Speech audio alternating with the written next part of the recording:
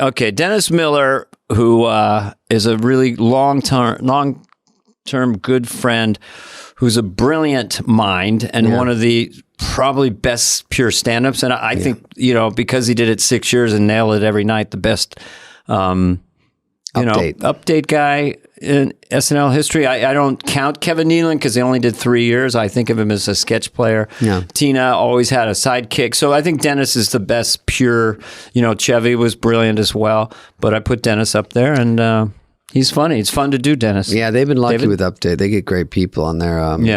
I should have tried to do Update. Colin, the current people are great. Colin Quinn, yeah. Mm-hmm. And Colin Quinn and Colin Jost. Yes. And Scarlett Johansson. Scarlett did it for a while. Yeah, she's awesome. I don't know anything about the show. She did it for a while. Okay, Colin Jost was in the Avengers. Joe. Okay, started out in the Whisper Horsey movie with the Redford cat. All right. So Denny got me on the HBO Young Comedian special. That's right. And he helped get me on SNL. He's the one that gave me the famous advice before I went on at Catch Rising Star. Hey, Spudley, don't kill too hard. It'll throw up a fucking red flag. I go, what do you mean? He goes, they don't like some polished road hack. I go, oh. Anyway, so wait, I don't do well tonight? And they're like, and David Spade. And I go, so I walk up and they're just looking at your writing. So I did it and Schneider did it and we got on the show. Oh, Dennis was a good champion of young comedians and he's a good talent scout. I mean, he noticed a kindred spirit. I think that you have some symbiotic comic DNA with Dennis. Yeah, you're not a clone, Dennis. But big influence, especially early on. And he helped Sandler get on too. So and Schneider. So he was a big help to us. And here he is, your boy, Dennis Miller. One and only Dennis Muscle. Christ sakes, Carvey, what was in your tea that day, all right? It's called Miller. It's not exactly the toughest pedigree you could think of. Anyway, when I do Dennis, my IQ goes up, but right now it didn't. Ladies and gentlemen, the man without the sunglasses is now going to say... It's Miller time. There you go.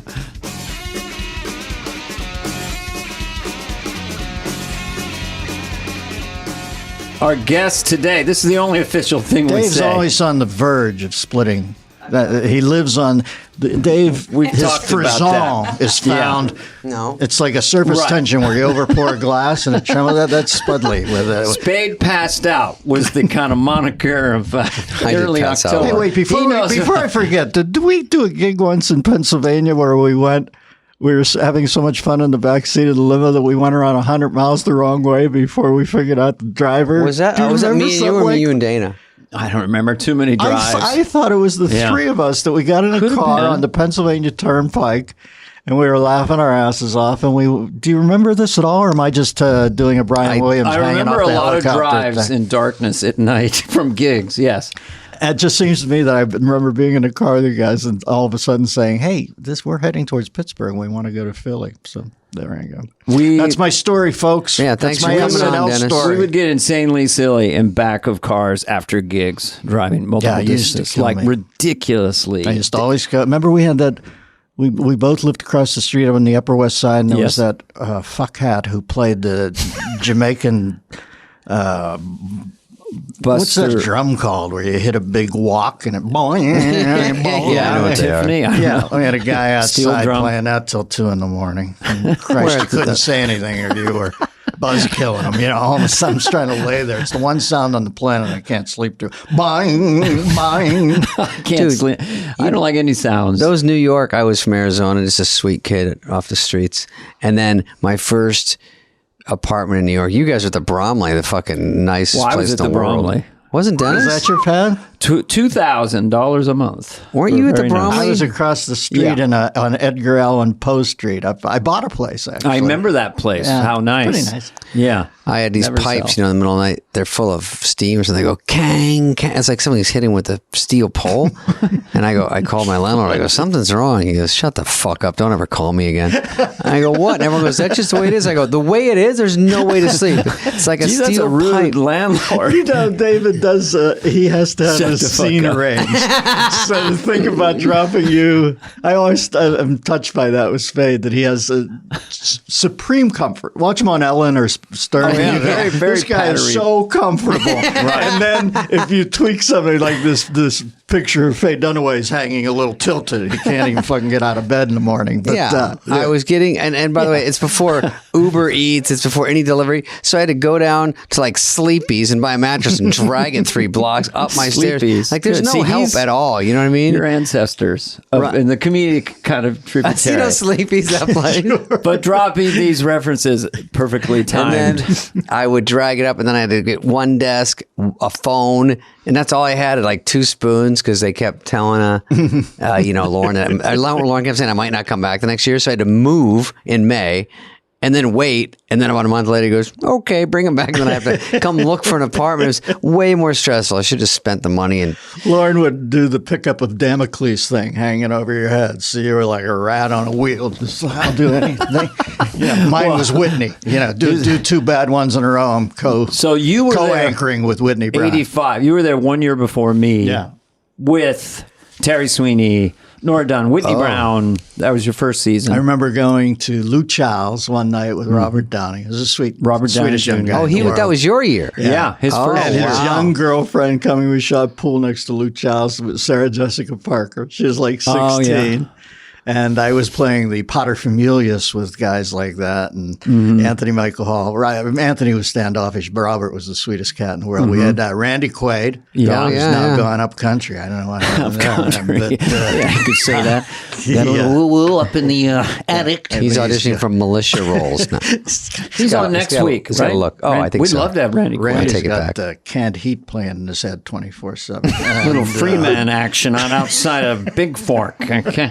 And poor Denitra, who passed. Denitra Vance. She was lovely. Denitra Terry Vance. Sweeney, who I saw maybe last year, and he's still with his husband, who they were together then, so that was lovely to see. And Lovitz, of course, and Smigel, that prick, wrote. I kid Smigel, I love Smigel, but he wrote that. He wrote that last scene where there's a fire.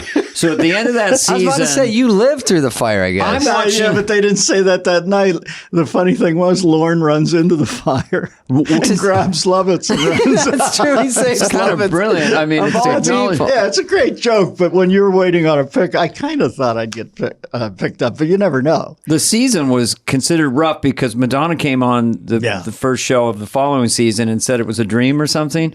Oh, like the last season. Right. But you survived it and thrived from it. And Nora and Whitney. And John. And John. But John was the biggest hit. John was the biggest what I knew that John was a a genius was we're flying in to do our auditions, and they put us all on this L-1011 out of LAX. You remember that plane that had 2 on the outside, 2 on the inside? Yeah, they were 5. a little shaky. Like huge. Flying in choir practice. Yeah. So I'm in the middle, and I'm sitting next to Lovitz. And when you first meet John, he's so childlike. He's like elfin. And we're flying in, and when I get uptight, I get so sardonic that I kind of drive people away as I look back. Stress. And then later in our relationship, I get gushy about how much I love him, but up front, until I form bonds, I'm so uptight that I kind of get not sour, but just a little quiet. So anyway, Lovitz is going on and all. John, Jesus Christ, on the plane. Jesus Christ, say hi, pull his string. What's he talking about at this point? Is he on the show? You're going in to do the show? We're going in to audition. And I say, so John, what do you do? And he said, I'm a comedic actor. I'm in the Groundlings. And I said, so what will your audition be? And he said, I'll do some characters. And I go, what character are you most proud of? And he said, on the plane, the pathological liar. So he said, this guy lies incessantly, and I'm sitting there thinking, Christ, it's like seeing a gazelle limp on the Serengeti. I'm going to feed on this cat.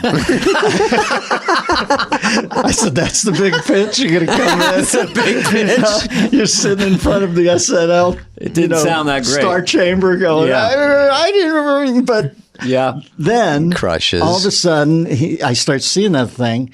And then he does dress rehearsal the first night, and I introduce him as Tommy Flanagan, the president of Liars Anonymous. And he grabs me. It goes well, but he grabs me in the break, and he says, no, it's not Flanagan. He says, there's no other way to really pronounce Flanagan except for a pathological liar. He makes the A long. It's Flanagan. And I looked at him, I said, wow. Jesus, John, that took my breath away. I said, that is such a cool little accent or a cedilla or something. I thought, oh, this guy is sharp, man. Imagine Flanagan. You know, you look at Flanagan, you're going to say Flanagan. Yeah, but he even had to lie about that and say Flanagan. John, that's great. We had him on the show, and he, he really stood out because he looked different. Him and Phil Hartman, too, had these 40s things they would do all the time. And his voice was so big. John, but acting, that whole thing. Mm-hmm. But for you, like, we knew each other from the clubs, and you probably knew David a little bit too before he got in SNL, maybe right after. I remember David and Charlie Schlatter. Yeah. Remember, and Schneider, we used to go at breakfast at Jerry's Famous Deli on the curve out in Ventura. Sure. You'd be there with like Tori Wells. And Tori Wells? No, Covert went out with Tori Wells. You guys would come in full-blown porn star was at Jerry's. I'm like, oh? Yeah, she was like straight out of the porn. It's like, that's great. And we Dennis is more of a Terry Weigel guy. One time Tim Meadows. And I said to them, they were also diminutive. You know, they come in and they're all like, well, killers. Charlie was funny too in his own way, but he ended up walking with a clipboard next to Dick Van Dyke for 4 years in a hospital. Remember that show? Diagnosis Murder. Yeah. So they came in, and I told you you should pitch a show called Tiny Cops. Oh, yeah, Tiny Cops. Where it was just a procedural, but everything was just like Jerry Orbach and one of those procedurals, but all the props were made just a little bigger. Yeah, so you guys would whip up to a crime scene, and people would say, "Is that look, it's the Tiny Cops." And the doors were all little, and they'd open the door with two hands and hop out, and there'd be you just set a scale up so everything was done. That's ready I for remember Hulu you told me now. because I was like, I'm waiting for Michael J. Fox to host for that one. Give it to us. Hey, come on, Sarge.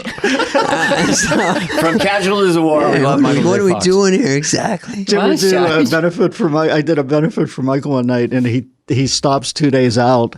He's such a mensch. Mm-hmm. He stops taking his pills 2 days out. So to get the fundraising going. Oh my God! That's what an absolute beautiful beast he is.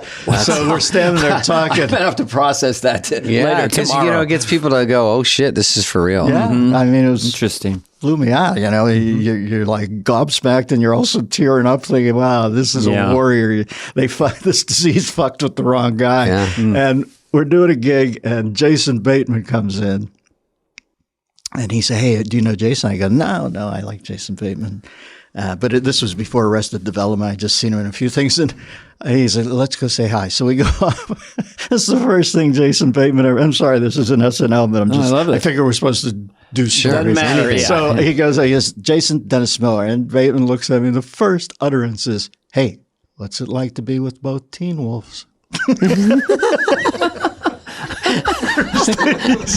People don't know that Michael J. Fox was Teen Wolf and then Jason Bateman was Teen Wolf. Jason took Teen Wolf. I forgot he did Teen Wolf. Great. I was just laughing out of courtesy. I didn't even get the reference. Because we're from Pittsburgh. So they both did Teen Wolf. They both did Teen Wolf. And that's the first thing. Whenever I'm watching Ozark now and it gets really weird, I think of him and go, "Hey, what's it like to be with He is funny. He's the Teen Wolf guy. I remember when you got on SNL, because we did some club dates. In fact, it's an interesting story that I was playing the San Jose Improv.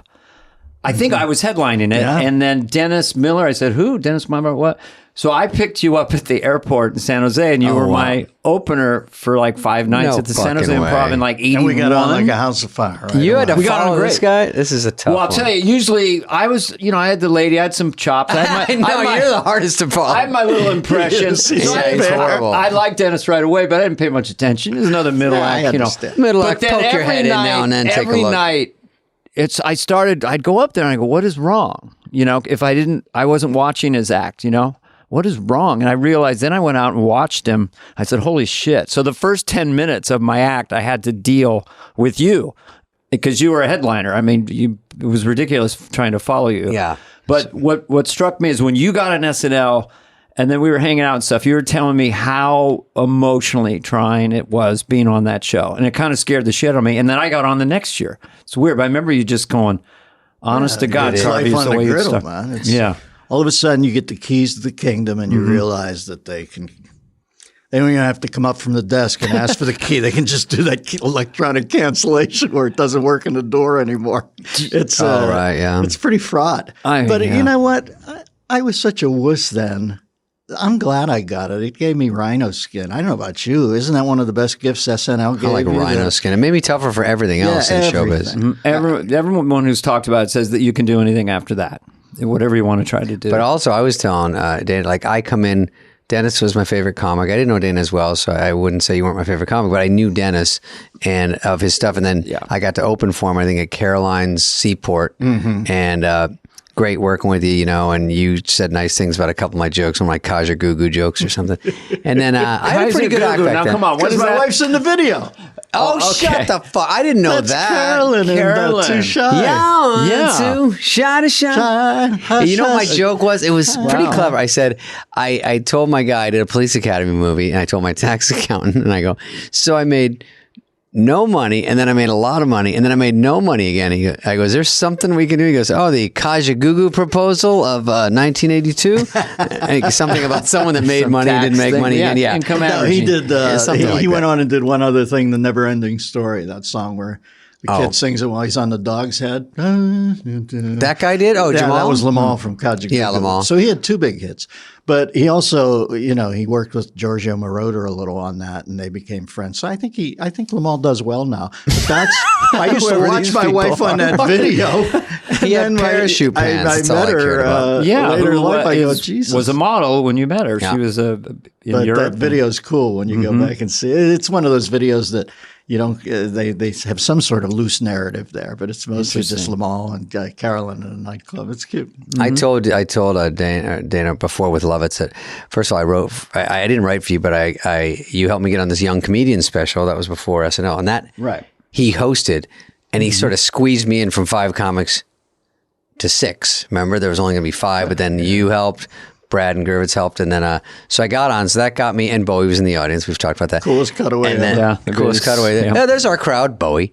Yeah, and it's then not Joanne Worley like Robinson. yeah, there's Bowie doing a gut buster, bending over, and then I get on the show, and then it's me and Schneider, and then Dennis is like, he goes, Spudley, get a crowbar in there and fucking kick me some update jokes. Don't forget about your boy. Has that been his consistent nickname for you? Because he always calls Spudley. me Carvey and you're Spudley. Yeah. And Nealon is Sammy. We'll talk about why that. Yeah. Okay, so go ahead. So I would try to, once I realized I was totally X'd out of read through for the week and nothing got on, then I'd go and try to give Dennis some crumbs with update jokes and slide them under the door. And then Herb Sargent would go, I go, did you, Sargent. did you get my jokes? He goes, meaning none of them are any good. So we would try to write for you, and I told Schneider, help out Denny, man. He got us here. We got to throw in some jokes. But it's hard to write for a guy who's this good of a joke writer. I'd say the best. I make my guest blush sometimes.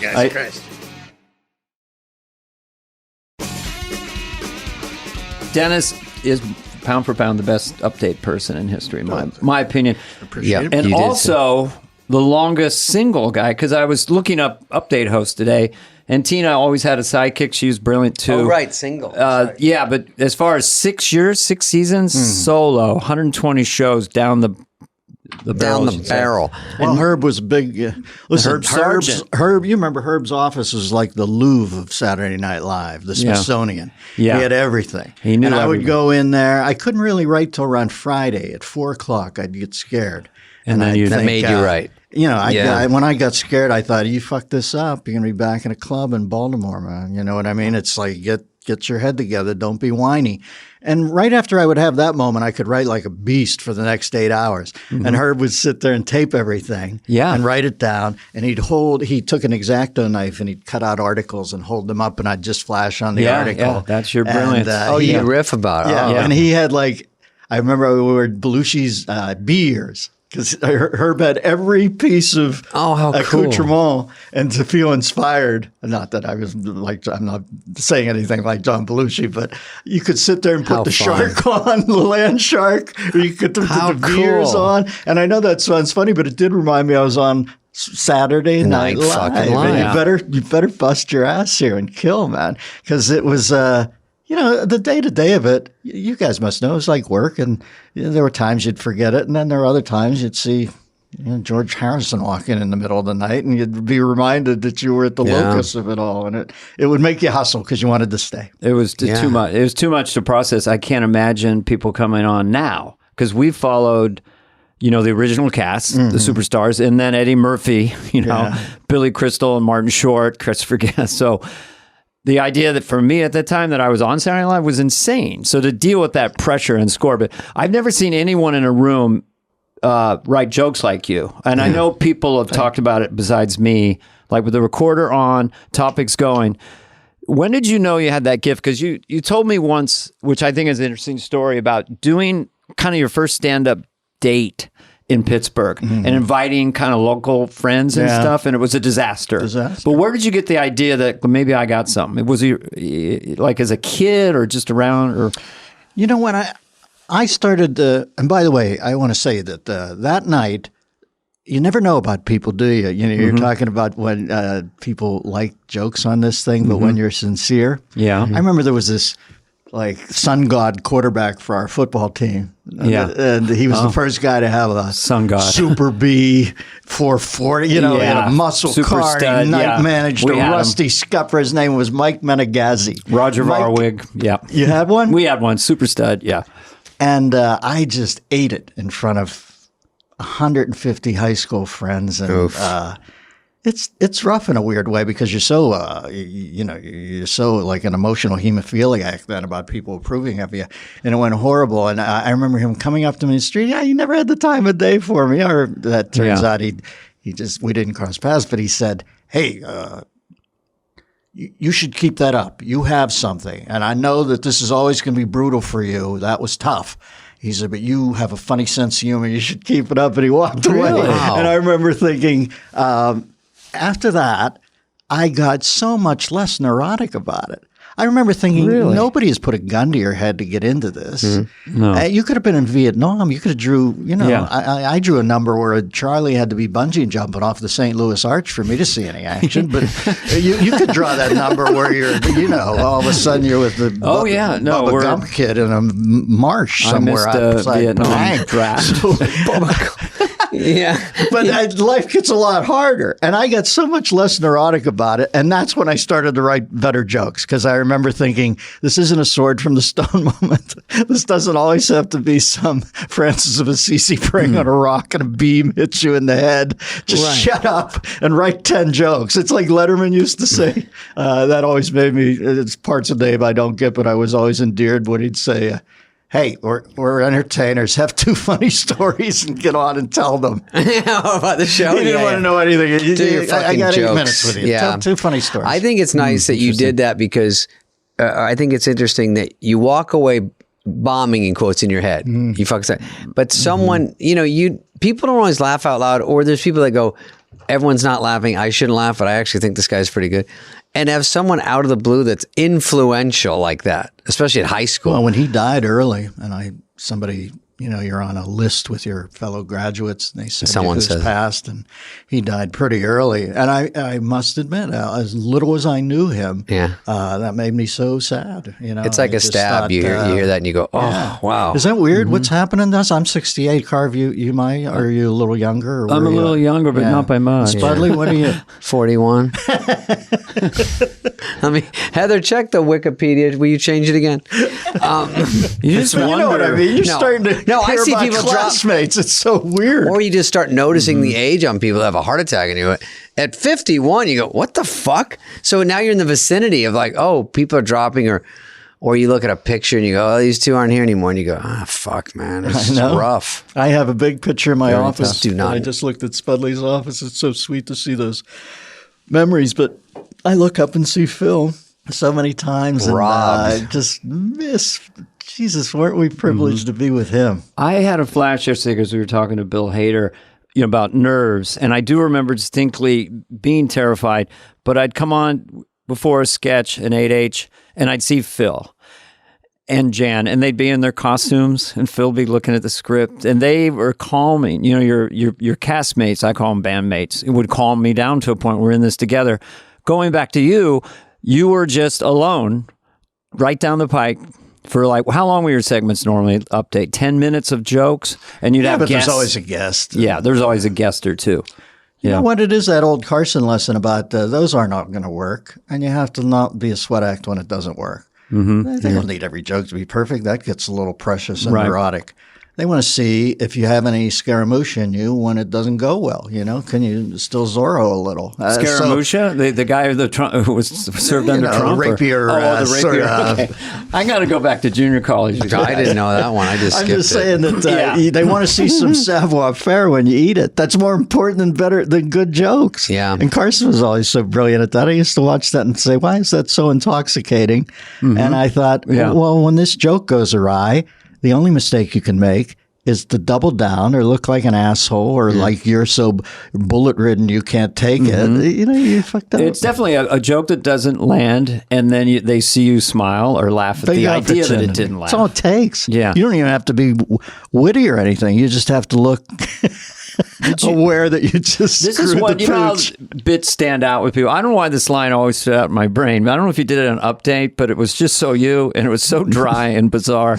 Jimmy cracked corn. And I don't care. And I don't care. Long pause. What the kind of hell attitude is that? Did you do that on Update? You know what? I started to try to write jokes when I was in a fallow thing as far as I used to always think indignation, what am I? It was like the fulcrum. Right. Oh, yeah, what am I? Arcane reference. So, you know, when you boil it down to is I got cut off on the 101. What am I? The robot made from Jethro? You know, whenever I'd get stuck, that's what I'd write. And when I couldn't even come up with one of those, I would just do a rhythm joke. And oddly enough, you built that firewall for me when you used to do Morse Miller, where you wouldn't even say words. You'd just go. Well, yeah. I mean, your attitude that's what that joke was. Yeah, just that's rhythm. Jimmy Crack What am I, Glico? And you say things where I go, I think you said Vinny once. Nick from the Detroit Lions here? You'd say things that weren't even, didn't even make sense. It's brilliant the way you do it. Because people would walk away going, I didn't get two of those. You're like, oh, I just made those up. Just because you got to keep people off kilter a little bit. Like, God, I had almost every reference. I always thought the core joke, the mothership should be accessible to all, and the next one should be accessible to 4/5. The third one in should be the other fifth. And the fourth one, they shouldn't get. That's where the garbo is, and it doesn't even have to make sense. But you walk away and go, you just give them that look. Like, it's just so smart. It doesn't even have to mean anything. I don't know. Also, you've done how many specials? 10 specials? 9 specials. Which I opened for one, maybe Black and White, or maybe Mr. Miller Goes to Washington. I was thinking of shooting for 10, but I don't have it in me anymore, man. I'm like Jimmy Arness in season 22 of Gunsmoke. I'm flenching. You know, it has to be Jimmy or not James. There's a kid in town with a fast gun, and I don't have it anymore. The last one I did, I was so fucking nervous. Well, the way the world is, it would be here. You'd be seated for your tent. I could do this. Just a little room with just like 3 people. But you stand up in front of that crowd. I just don't. Listen, I'm glad. I played golf with Charles Barkley once, and it's terrible. But he didn't even have a hitch in his backswing. He had a mini stroke, you know, where you have to go away to Warm Springs and swim in the pool with FDR just to get. Eleanor's out with her girlfriend. He used to be, I remember golfing, he'd say, I can't believe I embarrassed myself like this. And I said, Charles, just be glad it wasn't in your free throw stroke. You know, stop in the middle. Yeah, it could have been in your rice ball. Right. So I always thought, as long as it didn't impinge on my rice ball, like the not acting or anything like that, I was happy. But can I just insert this for a second?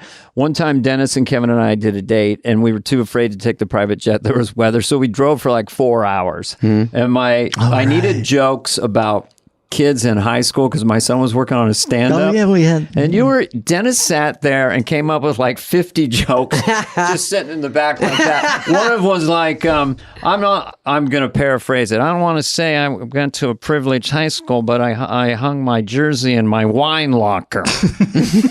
But it was one after the other. You know, I probably was clumsier than you did. Listen, if you do 50 jokes, 40 of them suck. Yeah, it's okay. And you just rapid fire. 10 you can pull and they've got something, and then you Mr. Miyagi the 10. Yeah, you sharpen them a bit. Spedley, I watch you on stage. I know that you take it up there and get the language right, and the rhythms right. Yeah. You're a great stand-up, man. You know, when I first saw you, obviously you were like a such a young kid. And then I've watched you over the years, and nobody. I mean, those Ellen things. Ellen can be a little quirky, but you're so smooth with that. And then you go over to Stern, and then when I see your stand up periodically, I go out. Well, God rest his soul, Norm. But remember, you and I and Norm recently. Oh, that was the last time I saw Norm. That for sure. Yeah, I mean, maybe me too, because he wouldn't during Corona, he didn't say what was going on. So he just say, I can meet in a week. And I go, all right, we'll go to this restaurant. Outside? I go, no, I mean, you can come to my house. There.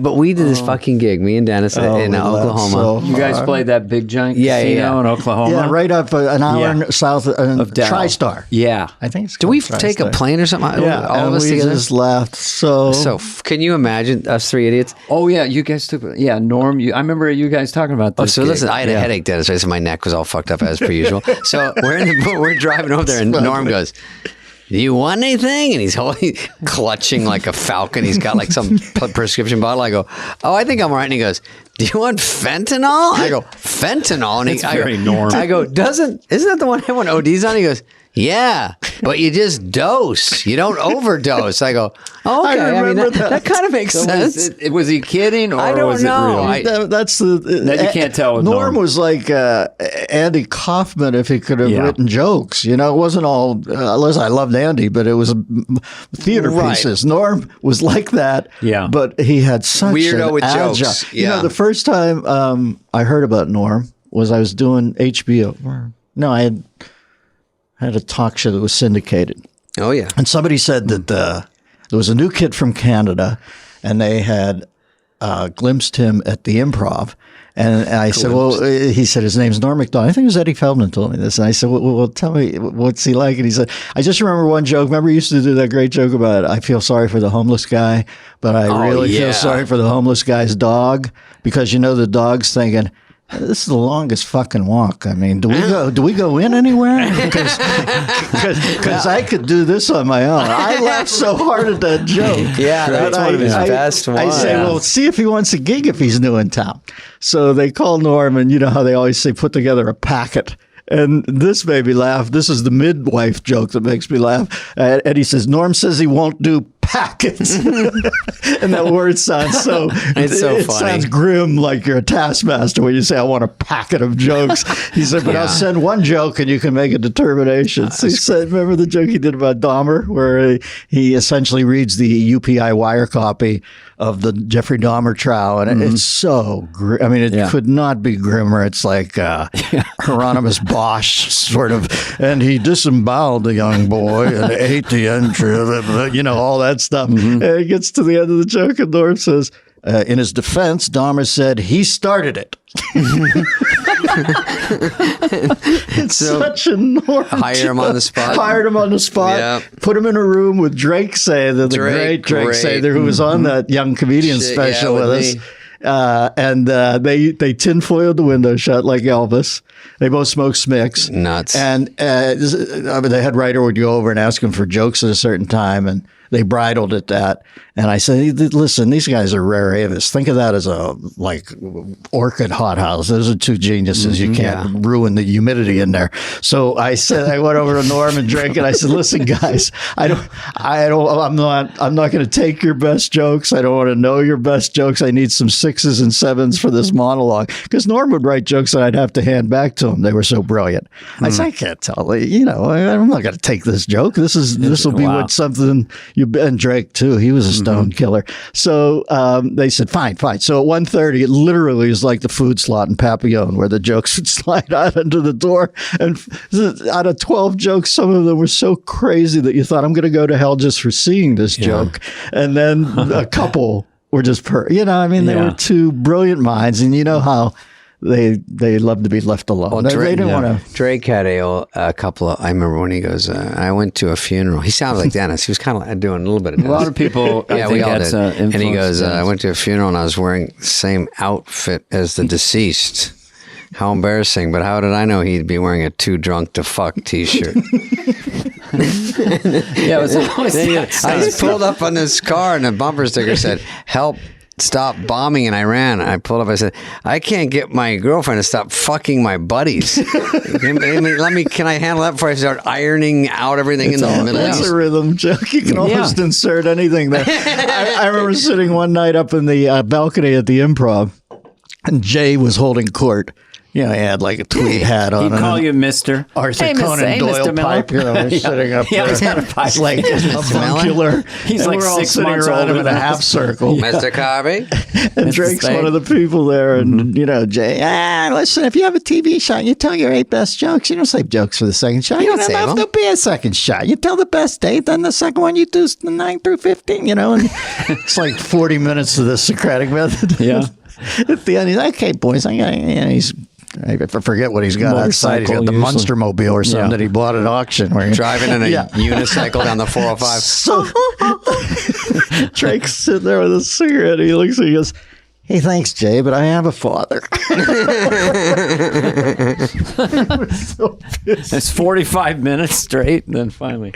Well, Jay, I love listening to that stuff. I'm not making fun of Jay, but, you know, he always had a tutorial. Jay was right about a lot of stuff. Yeah, never stop. You don't stop. He was very pragmatic. When we first moved to L.A., you talk about moving to New York, Spade. When I first moved to L.A. from Pittsburgh, I was so scared and freaked out. It's such a you at least had the Bay Area. You knew California life, but I came out from the Berg, and it was like, Christ, I was on another planet. But thank God Jay had more of a proletariat underpinning, and he would have the same guys up, Seinfeld, Brogan, Larry Miller, Marr. Once in a while, we'd meet up at Jay's house up off Castle Drive, I think it was called.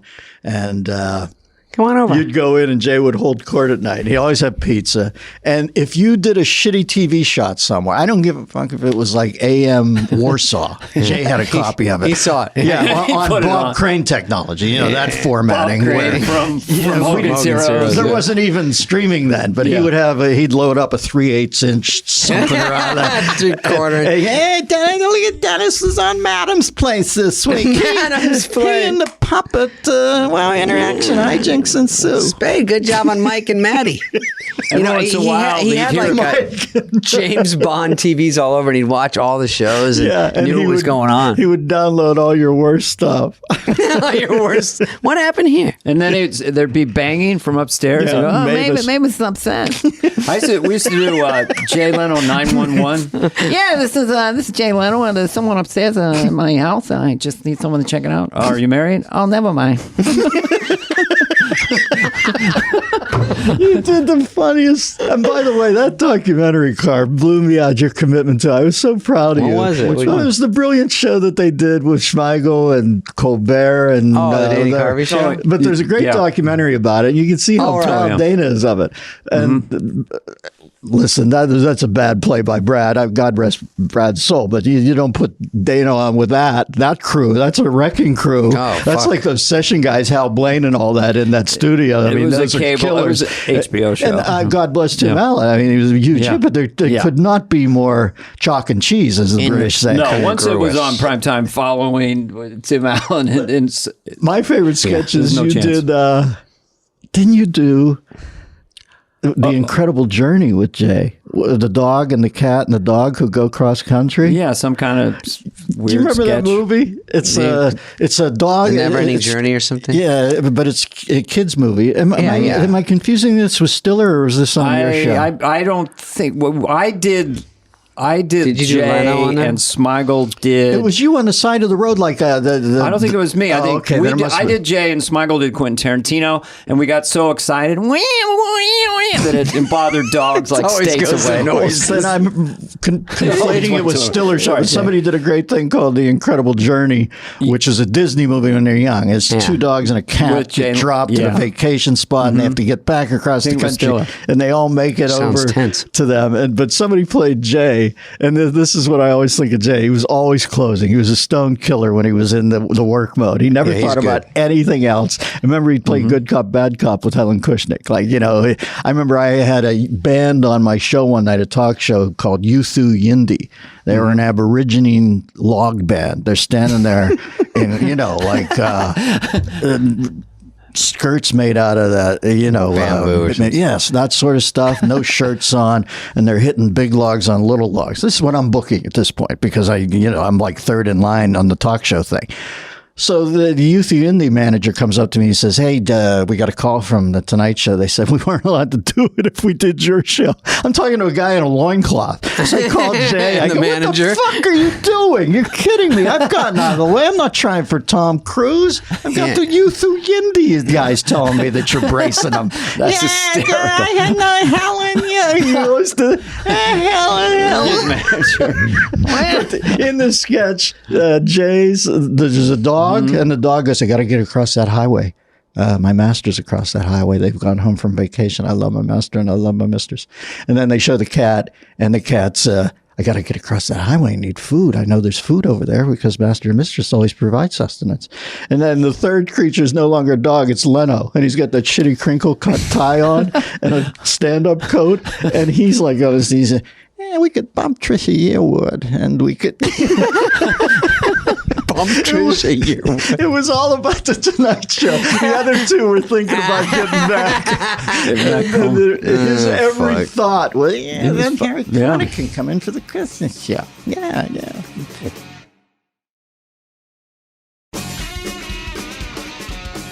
Do you want to talk about SNL a little more? People, those 6 years.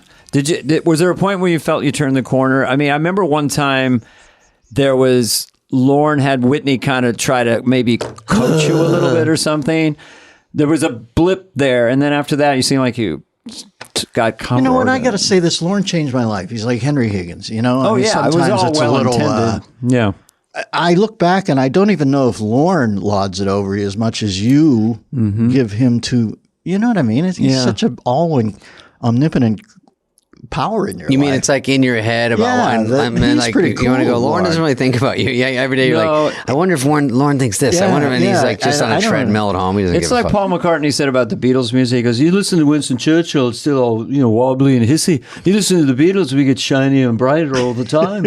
And it's like, Lauren, the further you get away from the show, the more you appreciate having to handle the network, the egos, the sensibility. So he gets a lot of. When I stopped worrying as much about him because I knew I was making him laugh. Yeah. Oh, yeah. I got a little better at it.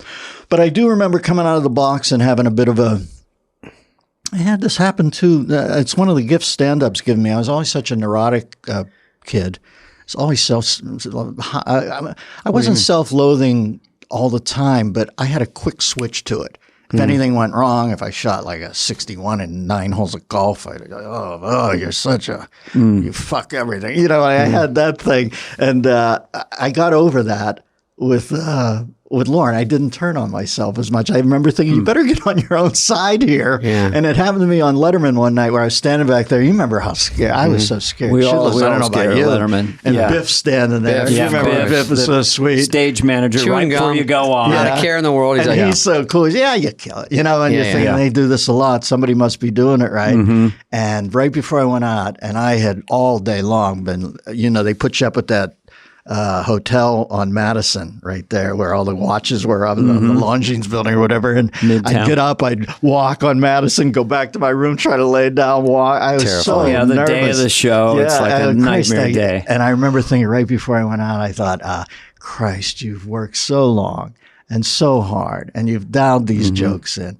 And there was the hectoring voice. You're not going to do this well. You're not going to do it. And I just said, it was like a big moment in my life, all that therapy pain. I was just shut the fuck up right now. Yeah. You can start hectoring me again in around 8 minutes, but I got to go lay waste to this or my life is going to be all your neurosis and I'm not even going to have scored. Yeah. And I put it aside. It was a pretty powerful thing. And I got to that point at SNL where you just thought, Christ, I can't go into this every week thinking it's the end of the world as we know it. Well, I always felt like I had to kill, because I auditioned for SNL twice. It didn't go well. I followed Kennison. So when I got on the show or I went on Letterman or anything, I could say maybe I was pushing too much or so theatrical or whatever. But I felt like if I didn't kill, there's no more job. Like I'm out, and I felt that way all the way through SNL. Just had to kill.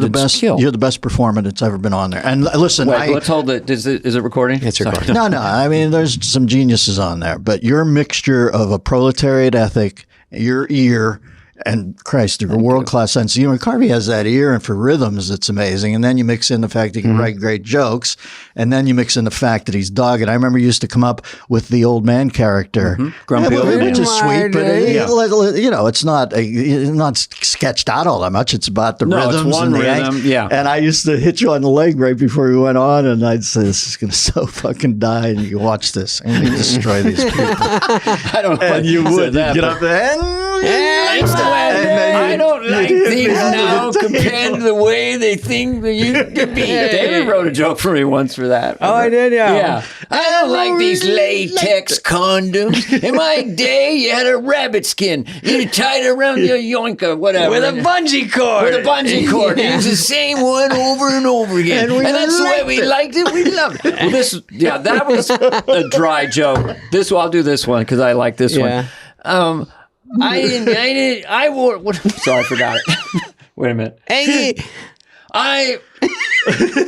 Here's the element: flame retardant sleepwear. Yeah. But something about I even go to bed smoke. You go to bed smoking, you wake up ghost in flames, and that's the way it was. You liked it. Look at me, I'm on fire. I'm a burning corpse, and I love it. I love it. It's so hard to go back. Yeah, I used to wrench that chamois, and I would just sit there and marvel at that and think, this motherfucker, you're going to have to carry him out because he's going to go till that moment. Yeah, I tried too hard. I don't know.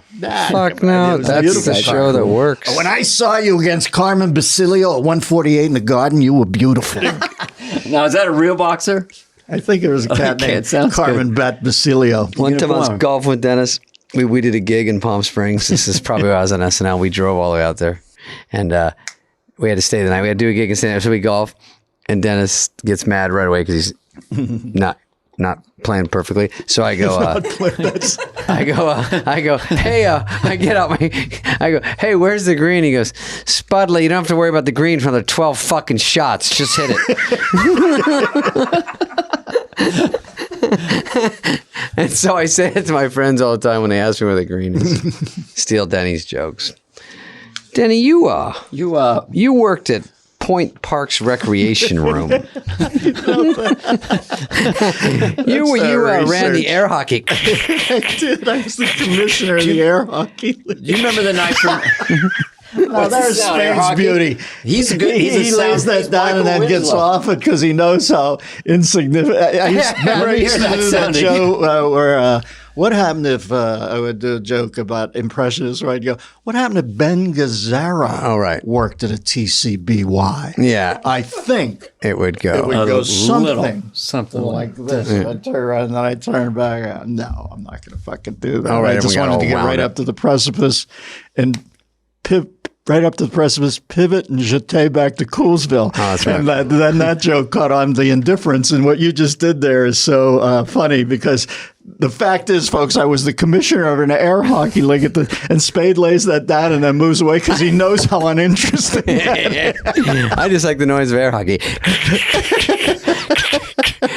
He's got a little Michael Winslow in him, David's. No. The ultimate compliment. Little sound effects. The ultimate. Can you do Couillet's? Oh, I'm sorry. Is that a water drop? Wait, do the little quiet bird. Wow. What's the one that British guy does? Have you seen that, Rob? He does the voice. So the little man voice. It's just too freaky. Have you ever seen that? Crazy. You got to watch it on YouTube after. I'll be anybody but Michael Winslow, so give me that guy. Why? I just meant sound effects. Remember Winslow Jimmy Allen used to work with a cat, and Jimmy Allen, and he had a Ken Severa. They used to do impressions. Mm-hmm. And then Ken Severa broke up and went back into the business world, and Jimmy Allen got Alex. He was a Mexican kid. He was blind. And Jimmy was so sweet with him. He'd lead him up on stage, and they did that brilliant bit where they would go between train cars on the way to the next gig. And it would be, it reminds me of Winslow. Oh, you know, yeah. And then they'd open the door to go between the train thing. And you remember they used to do that perfect volume up. And then you'd hear the door slide. They'd go back in. Now, I know it sounds simplistic, folks, but this thing was so real. If you shut your eyes, you just sat there. I can't believe. Winslow is amazing. Any of those noises are really just texture and a bit to make them throw you in there to make it sound more real. You're not a sound effects guy. I just do it, and I don't even know it half the time. All my friends at home used to do it when they tell stories, and then it just turned into it would just naturally be in funny. a bit. I do it. Yeah. But I came in late. it's just those Carv, things. who has the chops of your two sons, or do they have different chops, or what? Tell me about Tom and Dex. Tom is sort of he's a sci-fi fanatic. We're doing this scripted podcast. He's the idea guy. And I've heard a couple of their Dex but you told me you're extrapolating them out, right? They were short, but you're going to make them longer? Yeah, we're really into it. I didn't realize it's like making the White Album. It's like showing Apocalypse Now to a blind man. Yeah, there's a lot of helicopters. They're really scary. They're coming in low, You got to explain everything. Yeah, so we had to learn the process. We started out and we had to redo it, and now I think we have a rhythm on it. So Tom's ideas and Dex is what? Dex does a lot of voices and writes. People who are listening now, fans of comedy, sometimes writing is just an idea in the room in the moment. It's not all just at a typewriter by yourself. Yeah. He's like, yeah, we should, maybe you should go into the game or something like that. There's some little thing of, we have that Mario Brothers one. Maybe you should go into the game with his dad. It's like, oh, that's a brilliant idea. Right. Then you run with it. Yeah. But it's just a blast. He has two sons. It's fun working with your sons. When you just did the fans of comedy thing, it's such a Robin lilt the way you did that, and it reminds me how much I miss our friend Robin. And I think you saw him closest to the end, didn't you, Carv? He lived up in Marin County, when I was up there. Mark Pitta was a very good friend too. He was a great comic friend of mine.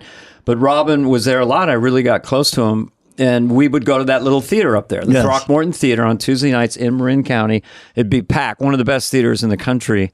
And he would come in, and I really didn't understand him until then. You know how he'd call everyone boss, and he was so shy and deferential. Great boss. And I'd be doing a set, and he'd be off to the side going like this. He was so sweet and so vulnerable, and yet such a powerful performer that it's hard to reconcile those two things. But we finally hung out. I think I was just in awe of him for many years. But you finally we hung out and talked about life and stuff, and then he went down to LA to do that half-hour sitcom, and that was the last time I saw him. His heart? Yeah. I saw him at the other one night. Was the other the one with the long, thin window? Yeah, that was in San Francisco, where I met my wife. The other cafe. I was with him at the other one night when he went up on stage, and Mystery Science 3000. Everybody walking by the window. Yes, and you would riff for people in this giant picture window. You have certain nights in comedy. Kennison around 2:30 in the morning one night at the Comedy Store, just wading into some tourists who thought it was Dr. Feelgood, and then he went Anton LaVey, Dark Springs. They're all like scared. But Robin, that night, people would come at a predictable cadence almost, and he would annotate them. He's absolutely brilliant. Yeah. One night outside that place, I'd done a set, and he stopped me, and it was misty with a lamppost. There's the other. And this was before he went to L.A., before he passed away. And he said, Dana, and he said he always had this idea in his head that I had came up with, talking about your dick like, oh, my Mr. Happy, referring to it. But I never did. And at your wedding, he mentioned that to me. Well, I think people said that maybe you came up with Mr. Happy. Never did. So he brought it up again. Sounds good. He brought it up again. Oh, I feel like, maybe I took Mr. Happy. I said, Robin, I tried to take your whole act. I tried to become you. Yeah. That's not the way this is supposed to go. One time I was I don't have stories like you guys, but I was just Did you know Robin pretty well? A little bit, but I met him through Bobcat, and then again, friendly, but I didn't know him well at all. So here I am auditioning before I ever met him at the Improv on Melrose, and I have a showcase. So, you got to go up and do like 7 minutes. So I'm waiting, and it's packed, and they go, you're next. And then they go, we just gave him the light. And then I'm waiting over here behind me. And I go, it's like Predator. I go, oh no. And he's watching, and I go, oh my God, it's fucking Robin Williams. And then they go, you want to go up next? He goes, okay. And I go, no. But there's nothing you can do. It's too big of a force. And I'm like, fuck it, go. And then he went on and did maybe an hour. And then I'm trying to fight my way to the crowd because everyone's leaving. The people there to see me are like, everyone forgot. Like you forgot your carry-on bag and you have to go back down the aisle on a plane. Exactly. They're pushing you out of the way to get out of the theater. Excuse me, I got to get back to 23D. I've got a knapsack. 23D in the center. I'm like, wait, the people from Star Search are leaving. Sweet man, though. Very sweet. Really vulnerable person, but what a fucking genius. Yeah. At our crap. But I do, when I do these talks with David and this podcast, I think of people like us in high school listening to this, and it is kind of an interesting aspect to it. Because when I was watching, I don't know about you guys, I'd watch people on TV as a kid, and they would never really say how they got into this. And then I was on Ed Sullivan, but I wanted to know how the fuck do you get into show business? Yeah, you know? it's all hard. Now it's all social I sold media. some jokes to a kid named Joe Bolster. Do you remember Joe? I remember Joe New York Bolster. comedian. Mm-hmm. He was in town working at the Pittsburgh Comedy Club, and Christ, I was living in an earthen floor basement. I was like a step away from being, you know, Hannibal Lecter's lighting stand, and it was so grim, my life. I just had an apartment with an earthen floor that I laid some rugs on. Baked, yeah, it was like $40 a month. God. It was so broke that I just laid bad Indian rugs on top of it. I go to the comedy club and I have some jokes, and Joe Bolster buys 3 or 4 of them for $25 a pop. And then I'm laying there watching on this TV that I have. It's so small. This is in the era of cables just come in, but I'm watching it on rabbit ears still. I'm so broken. He does one of the jokes on the Tonight Show. Whoa. And Carson laughs. You know, it's Carson with an ascot on. That's how long ago it is. You know, he's sitting there with it, and he hits the table. And I remember thinking, you know what? I'm not a natural entertainer, but I've got to become the conduit for this, or I'm going to fucking go crazy. How old were you at this point? 24. Oh, okay. And he told it, and that changed it for me. I mean, I then went out and started telling him my own, because I thought, this is hard, jumping up here at a strip club or a jazz club and telling jokes.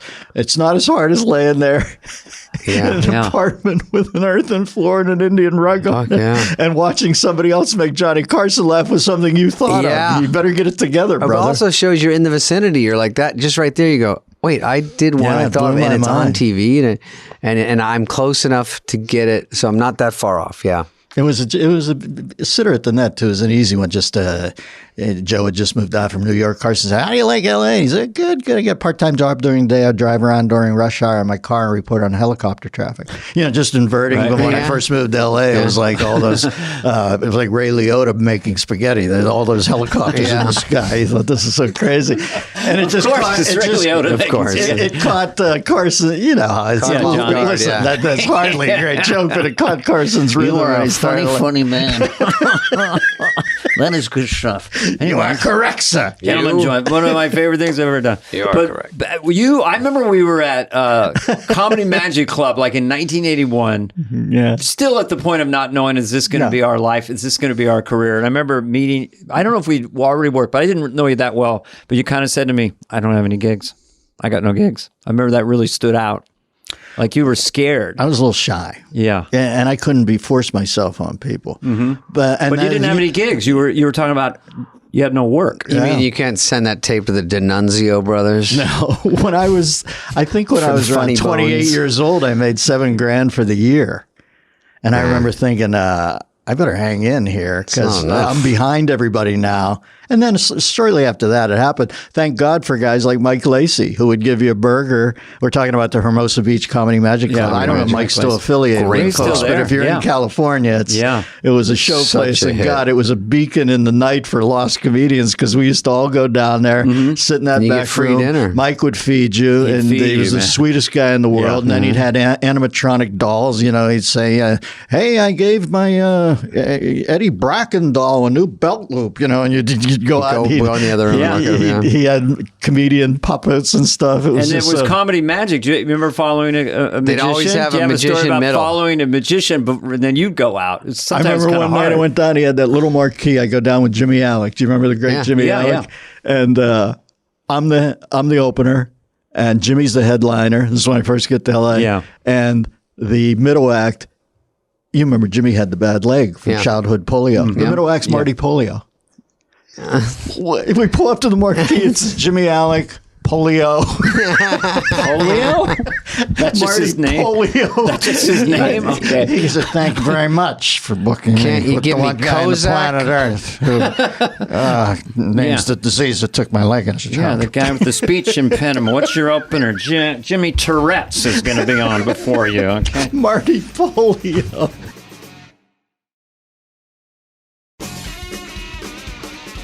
I can't let Dennis go without thanking him for being in Joe Dirt. Spade. God, it gives me cachet with the kids. I can't tell you how many people. I don't know how that didn't turn into something else, Spade. I know you did too, but it's like a Wayne's World thing. I have people come up to me. That's their favorite movie. It always boggles my mind. Not boggles my mind, but I didn't know Joe Dirt until I did the movie. Yeah. And then all of a sudden I had this whole new audience. People love that movie. Yeah, that lucked out. Who thought of the name Joe Dirt? Joe Dirt. It was me and Fred Wolf wrote it. Wolf. And Hey, you're good. You're really good. It was called Shane for a while.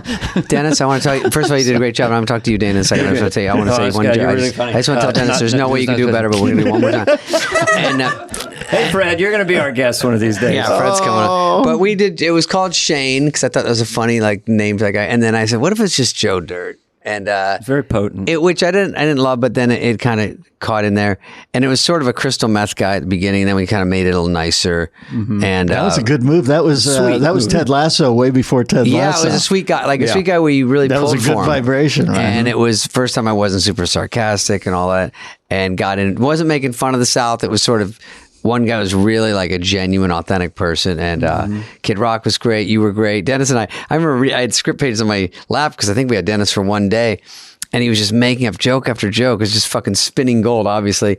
What are you, Jane Fonda from Clue? You know, we tried to write like him. That was the heritage. Oh, yeah. And then I would just try, I'd look down, look up, say my lines. Look down, look up, because it was too hard. We were moving too quickly. You know, I had like 12 pages of dialogue. I had to keep going. Yeah, we knocked it out, though, man. That was a productive day. Yeah, and then I think Dennis got out at lunch or something because it was like we got it all, and we didn't know how hard it would be, but he was nailing it all, and then he would just riff on each one and go, I'll give you 3 for this, and then it was like 3 jokes. We're like, fuck it. And then Spudley, I lost 10 pounds after I saw Joe Dirt 2. He was nice enough to have me in for like a practical note on Joe Dirt 2. Yeah. I'm sitting there and like it's before Untuck It, so I've got a regular length shirt that's hanging out down. I remember you told me this. You know, like a muumuu or the sheet. I look like Alan Carr. I've got this. I can't watch that movie without seeing how fat I was at the beginning of that, man. I know. So right after that, I appreciate it. I'm not exactly Frank Gorshin in the Riddler costume now, but I've at least lost a few. Like Donnie Sutherland, sure enough. Timmy Hutton. My first I did a movie once with Michael Douglas and Donald Sutherland, and it was called Disclosure. It was about sexual harassment. I saw it. That's a great movie. And I remember seeing for the first time how the other half lived, because as soon as they'd yell "cut," you know, Michael had the whole world wired. He was Gecko in real life, and Sudsy was so funny. Yeah. He was like a hippie guy. Very cool French hippie, sort of French Canadian hippie, and we'd go down a pair of steps. There was a golf cart there. We'd be in the golf cart. They'd blow out through the doors. We were out in Warner Brothers studio. We'd go down. Mike had this trailer that was like the Taj Mahal, and he had he'd call ahead and what your drink was. Yeah, I love it. And he would meet us at the door with our drinks, and we'd watch the NBA championship. Yeah, and I just remember thinking it was he and Donald were so funny together, and you realize the guys like us, quite frankly, I'm from Pittsburgh, Spudley, Arizona. Young guy from Arizona, and Carr from up in the Bay. You're telling me stories about room servicing for Michael. You know, we're not guys who were privy to this. Yeah. You remember that first moment you're let in? You called me one night. You and McCartney were out in the Hamptons, and I just there's that mind blow part where you go through. I can't. You're trying to fake it like you belong, but you're thinking this is unbelievable. And I was not ever on SNL at that point. I was just hanging out with Paul McCartney for 5 nights with Linda. But having a famous person, the first time a host would come in and know you. You know, like, because you're always just a writer, you just perform. And then someone goes, oh, yeah, maybe we can do something together. And I'm like they know something and they like you. And Carole King came to the show and said, we should try to do something together. Oh, for Carole King, just out of the blue. I don't know. That's a big part of SNL is Lorne, almost as much as being funny and not being a sweat act and not laughing at your own jokes. Yeah. He does not want you to be overly supplicating with people. No. You know what I mean? You remember those Monday night things. Sometimes you'd sit there with somebody really who was your hero, and he didn't want you gushy about it. Did you have people like throughout your tenure in SNL and your career, like somebody famous that was older that gave you kudos? or came up to you at a restaurant or what? Sammy Kahn, the great lyricist. He came up to you one night, said, "Kid, Can you imagine that, Sammy Kahn? I would come fly with me. Yeah. I was a nerd kid, and I always dug that. And I remember what year? How famous were you when you got the message? I did a roast for Friar's Roast, and I ate it. And I remember I went on like 15th out of 17th people. You know, the Friars. Mm-hmm. It was for Chevy, not the train wreck one later down the road. This is when Chevy was front running. It works better when the guy's in a power position. Mm-hmm. You know, because the jokes sort of fall and you off also their know back. him a little bit. Yeah, Chevy later, still Chevy. I mean, Chevy's, to me, hugely funny, but it wasn't Really quite the success story. So the jokes landed and stuck a little more, and it's harder to watch. But I remember I went up and I said, "Nice to be here in the Friars." I always think of Milton Berle. Milton Berle's dick is so big that I'd have to think he stole that too, and because he was famous for stealing jokes. So it's a good joke, but I'm like, nobody knows me. He's Yoda there, and they're thinking, who the fuck is this kid? Great joke. I eat it. I remember Paul Newman's on the dais. I looked down, and Paul Newman, who was very cool, but he has to avert my gaze because it's so bad. Like what's going on? I hate that. And I come off. After it, this goes back to Sammy. I come off and man, I am. Nobody has felt worse at a Friar's Roast until Whoopi convinced Ted Danson to get out of the Hanson cab in blackface at noon on 7th Avenue. You know that? I'm sure he can still think of that and sit up bolt upright in the middle of the night and go, "What the fuck was I doing?" But Sammy Kahn comes. He's Dennis, Sammy Kahn. It's the Sammy Kahn. He goes, "Fuck Milton Berle." Oh, I love it. And he was so, just the fact that I was commiserating, assuaging my wounds with Sammy Kahn made me laugh. It's an amazing existence being in show business. If you get lucky like we do, good Lord. Well, I love you boys. Thanks, You're two of my dearest friends. How long have we been together now? 30 years? I've known you. I've met you in like 81. A little shorter with you, Spudley. Who did you run with? You used to run in that alley. Remember, Rob was. Oh, I met Rob's daughter.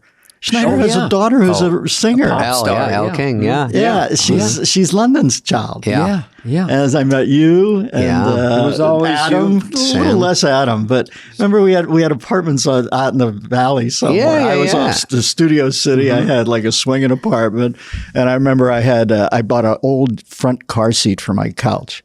And that's how nouveau gauche I was. Yeah, wow. I remember buying it at an art gallery, and that was my couch. Was an old car seat from a Dodge Valiant. I thought it was cool. Remember bringing women home. You'd see a Roadrunner cloud heading off into the distance. What the fuck, Dr. Theme? And we all lived out there, and I would run into. I house sat for you once on Coldwater. You had a huge house on sticks, and it made me scared. Bad house because you have sticks not on good the hill. with seismic. It was hanging off. I remember my saddest moment in L.A. I was into that place back then. It wasn't that much, but for me, it was a lot of money. And I remember Phil took a step up. Remember Phil went north of $1 million, not in Encino, and we were all like, our minds were blown. So I'm in the high hundreds. But I've got leaks like out the wazoo. Nobody's building the code in L.A. It rains once, and all of a sudden it's the parting of the Red Sea. And I get these roof guys to fix it. This is my grimmest moment in L.A. I come home. I walk in the door, it's just pouring through the water. I go up and two guys just stoned out of their gourd, sitting in the rain on the roof with a big spliff, looking at me, "Hey, Mr. Miller, home early?" We were just going to lay down some time. It happens. L.A., when you first get money, you don't know what the hell to do. I know. Spudley, by the way, beautiful pad. Beautiful. Oh, yeah, we're doing this in the house for the second time. The artwork is impeccable, and the place is just the nines, man. I'm happy for you. Spade was always so smart, and then we'll wrap. I'm sorry, but I love talking to you guys. But when Spade took that show, I said, he's the smartest cat. Because everybody takes the thing where they're the center of it. And then you're the first guy they take out. Yes. And, they go, "It's not like SNL." And I always said Spade was so funny because George Segal and Laura San she's hot off the Sex Lies. Right, and George is just a player. Yeah. They center post it. and Spudley nibbling around the frame. Wendy Malick, who was kind of she was she's great. She's kind of sexy in a and like funny, a laid delivers back great way. jokes. Yeah. And Spade comes nibbling in. Hey, we got that photo shoot. I'm going to cast some models. And then he's like Batista. He heads back to the mountains with some mead and some meat, and he stays out of the frame. It's great. It's hard to memorize lines. You just come in and they said if I do my own show, I'm just going to have to get a Spade guy to come in. I'll carry all the lines, and then someone comes in and scores and leaves. I want to be that guy.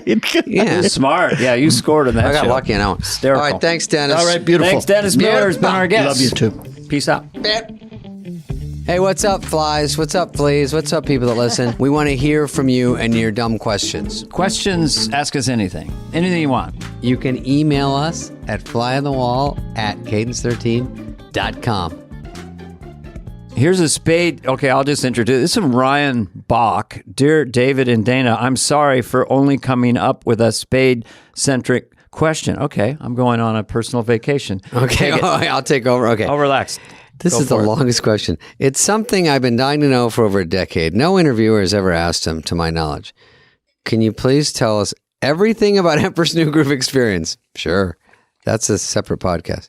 How did it come to you? How did they decide it should be a llama? Do you realize it's by far the funniest cartoon made in the 21st century? And people quote it. Adore you both. Oh, you're back in. And happy this podcast came to life. Cheers. Well, Ryan, a female Ryan. A female Ryan. Okay, switch hitter name like Dana. Okay, what did the llama sound like? I mean, I'm so. Meep, mop, moop. No, I can't And what would he remember. say? Hello, I'm the llama. I pooped my llama pants. That was his catchphrase. Oh, no wonder it made $300 million. Here's how it was. You know Owen Wilson. How's it going? Yeah, Hey. We could go to Argentina and go surfing, tomorrow if you want. It started out me, Owen, and Carla Gugino were Prince and the Pauper. She was the queen. I was Prince or whatever. And she was princess. I was going to marry her, I guess. And Owen was a peasant. And we were going to switch places. This is her basic story, right? Mm-hmm. So we did that for a year and a half. Jeez. And we did. And they said back then Disney, it was an honor. So I didn't get that much money. They go, it's an honor to be in it.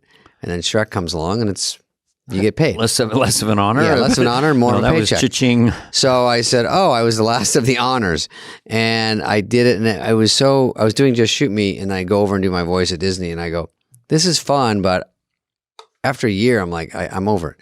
So they would show you stick figures and animatics, and then they showed it to Michael Eisner. As the story goes, and I could be lying, but this is what I heard. Disney guy. Yeah, he was the head of Disney. He watches it, and he doesn't love it. And he says, scrap it. What else can you do? And he goes, I liked, not really Spade, but I just like the prince's attitude of being sort of snarky. What could he do? And they go, what if he turns into a llama? And he goes, yeah, something like that. So he'd already spent how do millions. I get that job? It's unbelievable. And he flipped it. They came up with a new story. Another year and a half. Sting does the music. They throw away all his old songs. He gets mad. There's a documentary about that. Really? So this is a very interesting It was story. a real whole thing. Yeah, Trudy did a documentary. So I finished it off. I was being crabby at the end because I didn't really know where the story was going. So we were just making up stuff.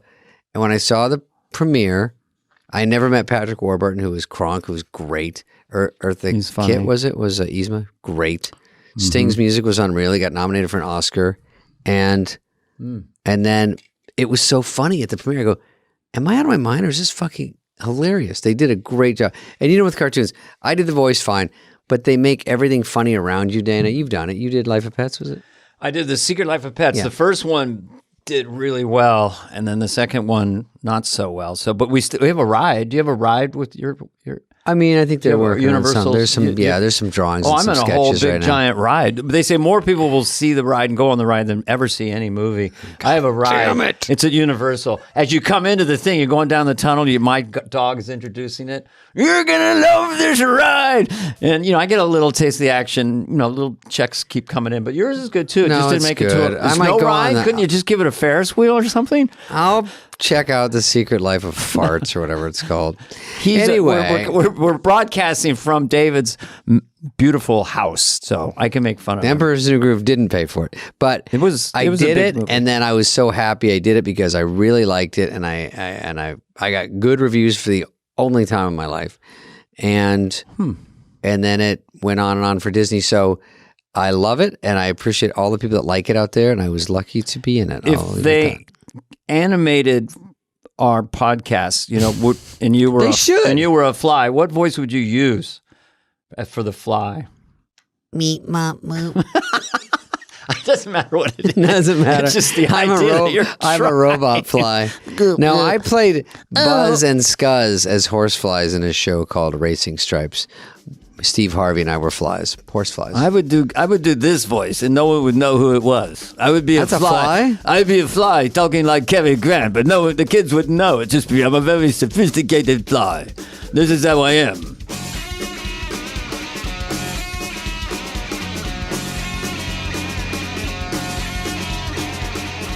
Fly on the Wall has been a presentation of Cadence 13. Please listen, then rate, review, and follow all episodes.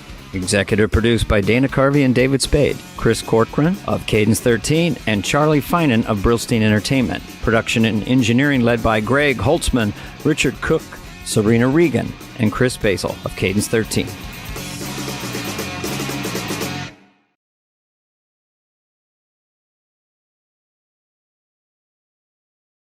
So, Dana, we're excited to have our first repeat guest on Fly on the Wall, Dennis Miller, who we both love, grew up with, and you knew him before I did, and you guys are great friends, and We go back to the very beginning. I remember playing a comedy club with Dennis Miller in 1981, the Comedy Magic Club.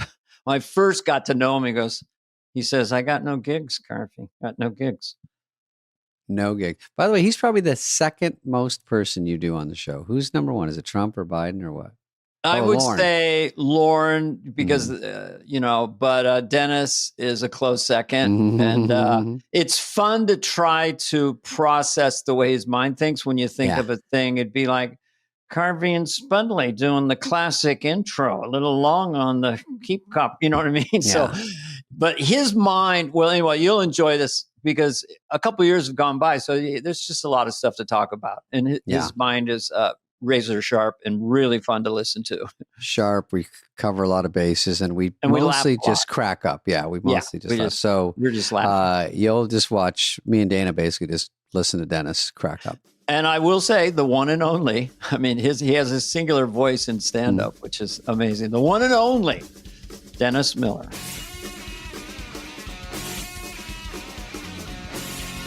Hey, Davey, what's that? Enter the Dragon skateboard? What are you, my fucking Bruce Lee 60? skateboard. You're 60 years old now? Dennis, I'm a skater at heart. Let me get a hat on. I look like a man. No way. We're not even showing this part, boss. But you look good. No, you look good though. What do you mean? My hair looks all fucked up. It's up to you, but yeah, this is just audio. So, Spudley, I'll start you off by putting you on comfortable home ground. As the great Jim Kelly said, ghettos are the same all over the world. And he flipped an ollie. Okay, let's go. Jim Kelly, the quarterback? I'm sorry. Who is that? No, there was a guy in Enter the Dragon, Spade. And at the beginning, he's riding a junk. And he looks around and he goes, ghettos are the same all over the world. That's fantastic. Dana. And then an ollie is a skateboard trick, Dana. Wake up. I know. Dennis. I am waking up. Are you kidding? All right, boys. Let's rock this. Go. Who played the bad done. guy? What actor played the bad guy in Enter the Dragon? I don't know. Kareem Abdul-Jabbar. No, that was it. No, it was Another John movie. somebody. He had a kind of a comb over. A good actor, anyway. It was. I remember Joseph Weissman played Dr. No, who was and he was in Detective Story with Kirk Douglas, and I think they patterned Hong after him. Anyway, let's go on with the air. No, this is what we're doing. This is great. This is the beef of What is I'm the beef of the whole show? this as A+ podcasting so far. I auditioned for Dr. Yes, and my whole part got cut out. Spade, your hair looks good, man. What are you doing? My hair looks good today. Why are we on fucking camera? Jesus. I know. He's got volume. He's got lift. He's got you something too? going on. Jesus, I'm sitting over. I look like Okay, here it goes. Look at my hair. Everybody else looks good. I was the first one in Unplugged, and they're not working for me. We'll do a whole thing. We just had Joel McHale on. Yeah. And his hair looks great. And he fully admits he's got more plugs than the last 2 minutes of Carson. Yeah. Jesus. It's your joke. That's a dentist joke, a class. How many times do I do dentist jokes?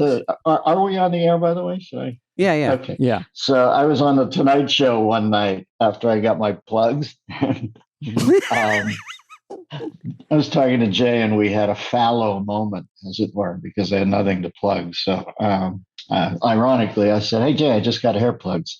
He's, "Nah, you didn't. Hair looks great." And I said, "No, Jay, I'm telling you, I got hair plugs, and I'm healed up now, and I want to show them off." So I went up to the camera, the number one camera, and put my head down. I said, "I've got around 5,200 plugs here," and came back, and Jay said, "You're not kidding, are you?" I said, "No."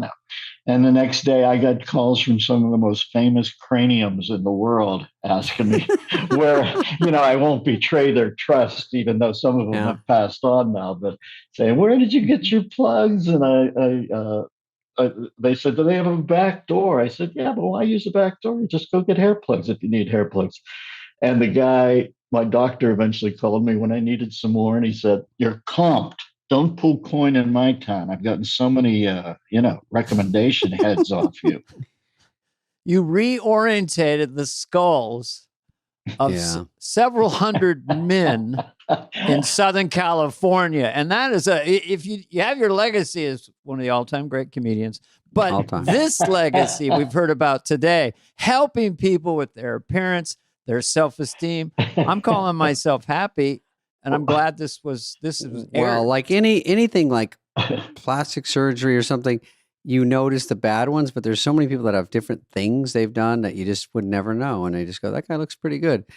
Yeah, Ellen Burstyn always looked great. I consider myself now in retirement, I consider myself not a life coach, but rather a life assistant coach, where I don't have anything. I don't speak to the press on a daily basis. I have nothing to do with the overall organization, but I consider myself the strength coach for I hired a life assistant coach, a little cheaper. I just stole your joke, switched it, and it's in my act now.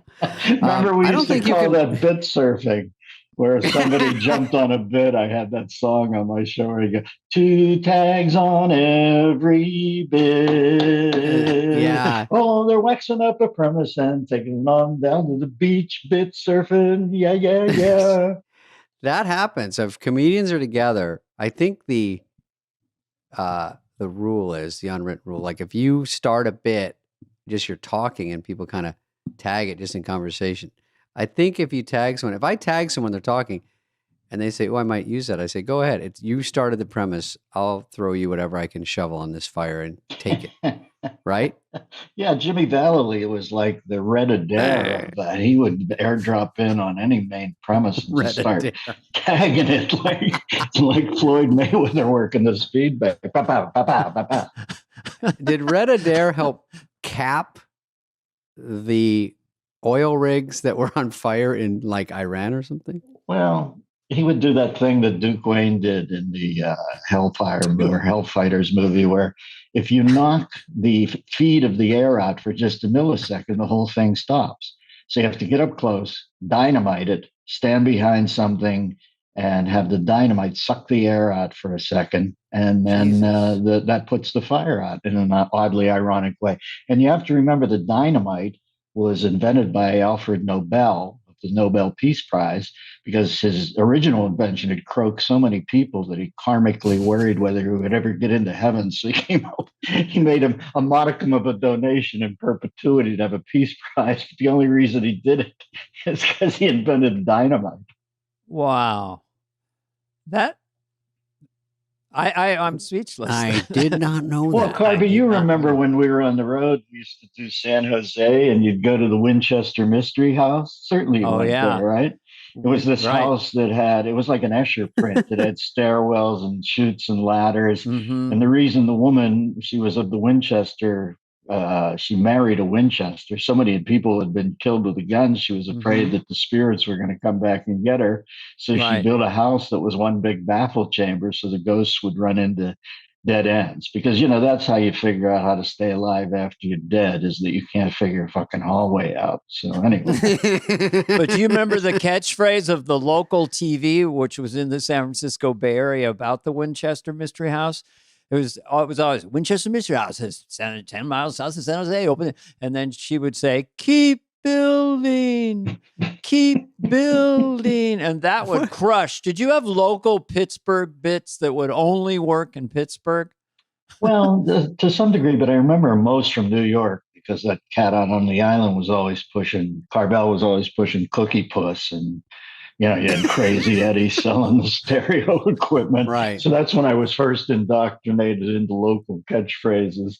And I remember SNL knocked off the most famous one, which was played the Beatle music on Broadway, and it was called Beatlemania. And then Jim Downey, I think, when doesn't it trace back all roads lead to Downey comedically? He wrote that great bit called Beatlemania Mania. It's not the Beatles, but the next best thing. And then he changed it to, it's not Beatlemania, but it's the next best thing. And it looked like a copy of a copy, at a Kinko's or something, where the guys were even a little more washed out and loosely connected to the actual Beatlemania guys. So very funny. What's your, let me try you, Spade, first. You're playing Chicago. What's your local reference up front for a laugh? My local reference up front is about Arizona. And then I realized quickly it doesn't travel. Like, that was the big wake up call. I'd never done when I did SNL, I'd only been in New York once in my life. So all my jokes weren't working. And I didn't really have any clubs to go in. Once you're at SNL, you're locked in that dungeon. So I didn't do much stand up, except for maybe on the college gigs and the weekends now and then. But man, I would do literally, I would say streets in Arizona. I would say, hey, I was on a Camelback, over with the hookers on Van Buren. Yeah, there you go. What's going on? It's a surefire. But that's in Arizona. And then I get out there and I go, I'm not funny. I just know my area. It's just different, I had a go-to adaptation that's politically incorrect, but I'd take the name of the city, extrapolate it to sound like an Indian name, Fresno, from the old Indian name, Fresnaka, which means drop your shorts. We don't have much time. Crushed beyond the beyond. I couldn't follow myself. They love I you. just say thank you and good night. You couldn't follow your own joke? Jimmy Stewart blowing himself next, and then I'd just leave the stage. I could not follow myself. I remember one night Randy Quaid and I were coming out of the Comedy Store. We went past that train car up there that sells burgers. You remember that joint? Carney's, You'd come out.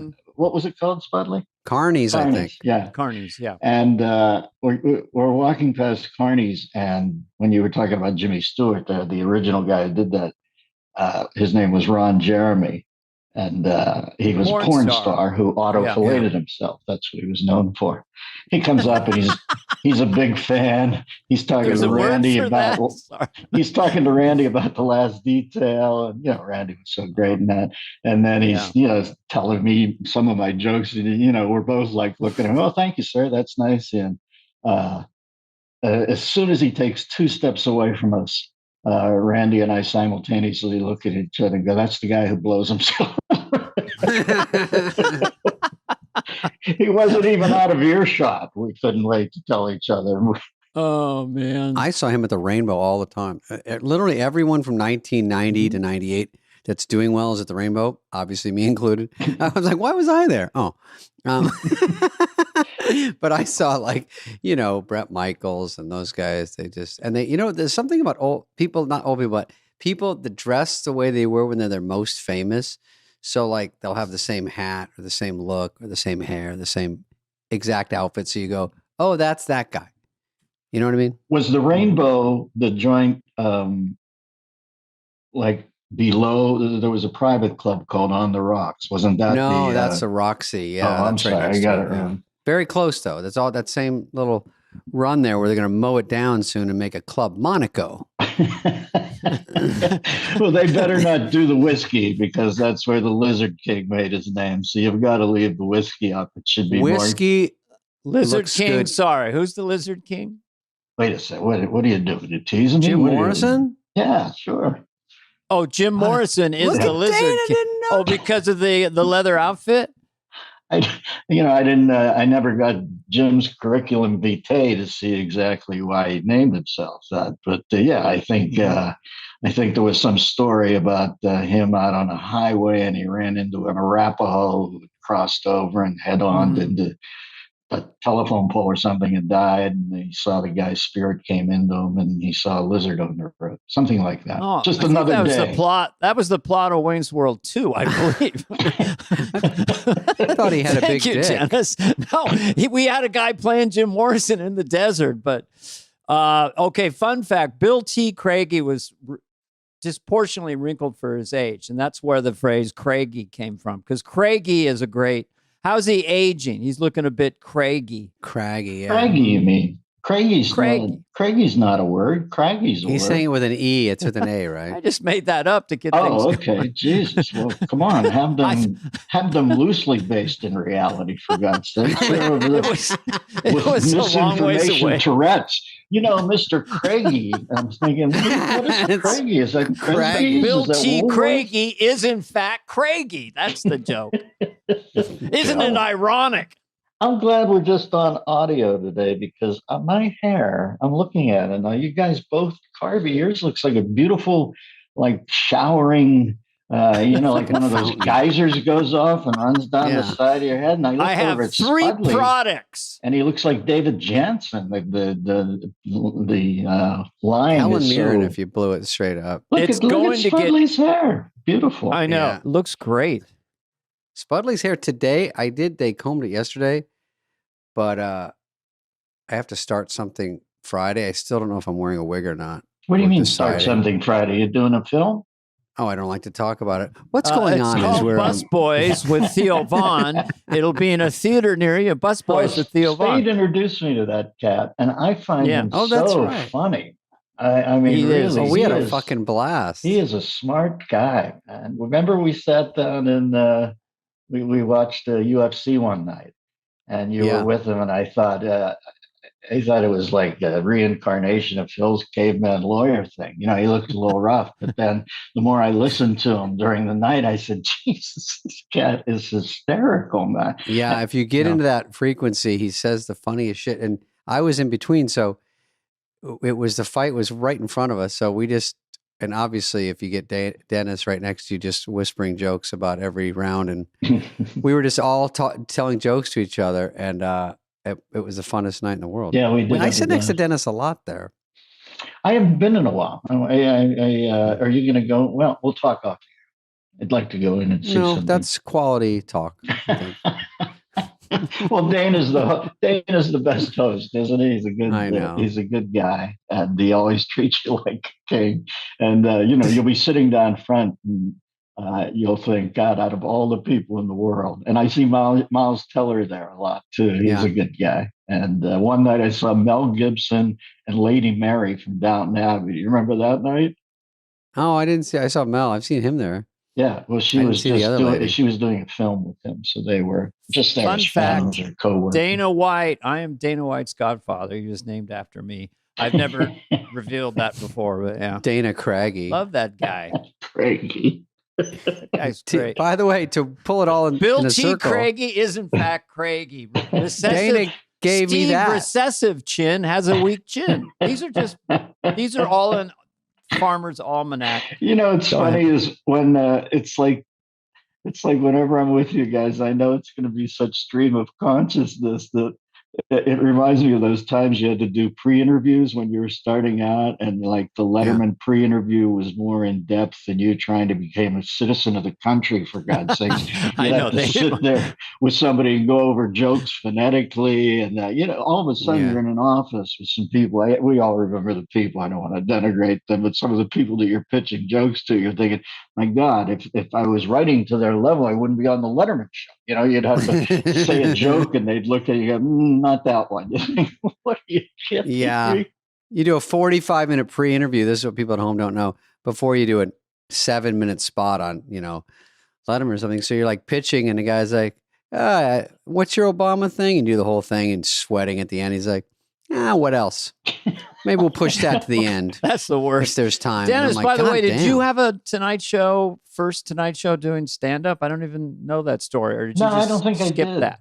I think You I came did out as a panel. guest after SNL. I don't think Really? Remember, there was a cat who screened people for the Tonight Show, and he had like Macaulay. a Jim 6.5 foot long Hobie cat that he would go out to Pasadena on the weekend and pitch himself as a yachtsman, And then you eventually see a picture of the boat, and it's your grandson's in the bathtub with it. It's so small, and that guy was omnipotent about who got on I'm the Tonight recovering Show. from Hobie cat. I'm still recovering from just the. Do you remember word that guy, Dana? Macaulay. Oh yeah, Macaulay, right. It was so funny. You'd pitch jokes to him and you'd think, oh my God, you're kidding me. But I never ended up doing stand-up. I'm kind of, I don't know. I almost seem like I was a different person back then when I think back on it. As I got older, I started to hedge more bets because I feel like when you're starting out, you just get in the room and you figure, I've got to get into the center of this room, so I'll take some risks. And then later, as you go along, you're in the center of the room to some degree. I'm not saying, Tom Cruise is the center of the room, but you're at least in the room and you think, I'm going to hedge a few bets here because I don't want to end up getting kicked out. But at the beginning, you're fearless. I look back and I think, I can't believe I had those cojones. But I did panel the first time, and Johnny was like Henry Higgins, showing you off at Ascot or something. He was so good at it. It was an easy gig. Why can't a regular person be more like a comedian? I'm trying to do the My Fair Lady thing there, but why can't Dennis be more? But this is the first time I saw the power of our former manager, Brad Gray, Jim Macaulay, me going there, and my time was cut down or something. So Brad's just sitting in his chair in the green room, and he had that raspy kind of voice. And he just gestures with his finger to Macaulay. So Macaulay comes over and has to bend down to Brad. And I heard Brad go, "We're not happy. We're not happy right now." And it was the most powerful move I'd ever seen. No. He really completely leveled the guy. You could be having lunch with Brad at the grill, and all of a sudden it turned in him and the waiter is like him and Mo Green, or Michael and Mo Green in Vegas. I don't want you to ever touch my brother. And he was banging cunt. I don't care. You do not touch my brother. It got really Brad bigger than U.S. Steel. Thing. Yeah. Yeah. Spudley, was he your guy too, or was it Carvey all the time? Always Gervitz. Always Carvey. Brad would just jump in on stuff, but it was But Carvey's been straight through since day one, and had different agents. But the Gervitz is always funny. We make fun of him on the show all the time.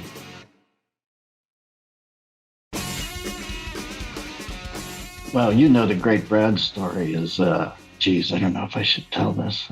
We could always edit. Just tell it. Well, Carvey, you've heard this. We can always say we'll cut it. Where they're in Bernie's office, Sandy Wernick ends up managing Adam to ultimate success. I mean, who's had a career, and Adam. He's so great at it. But those two dovetailed perfectly, and so it's Sandy and Brad and Bernie.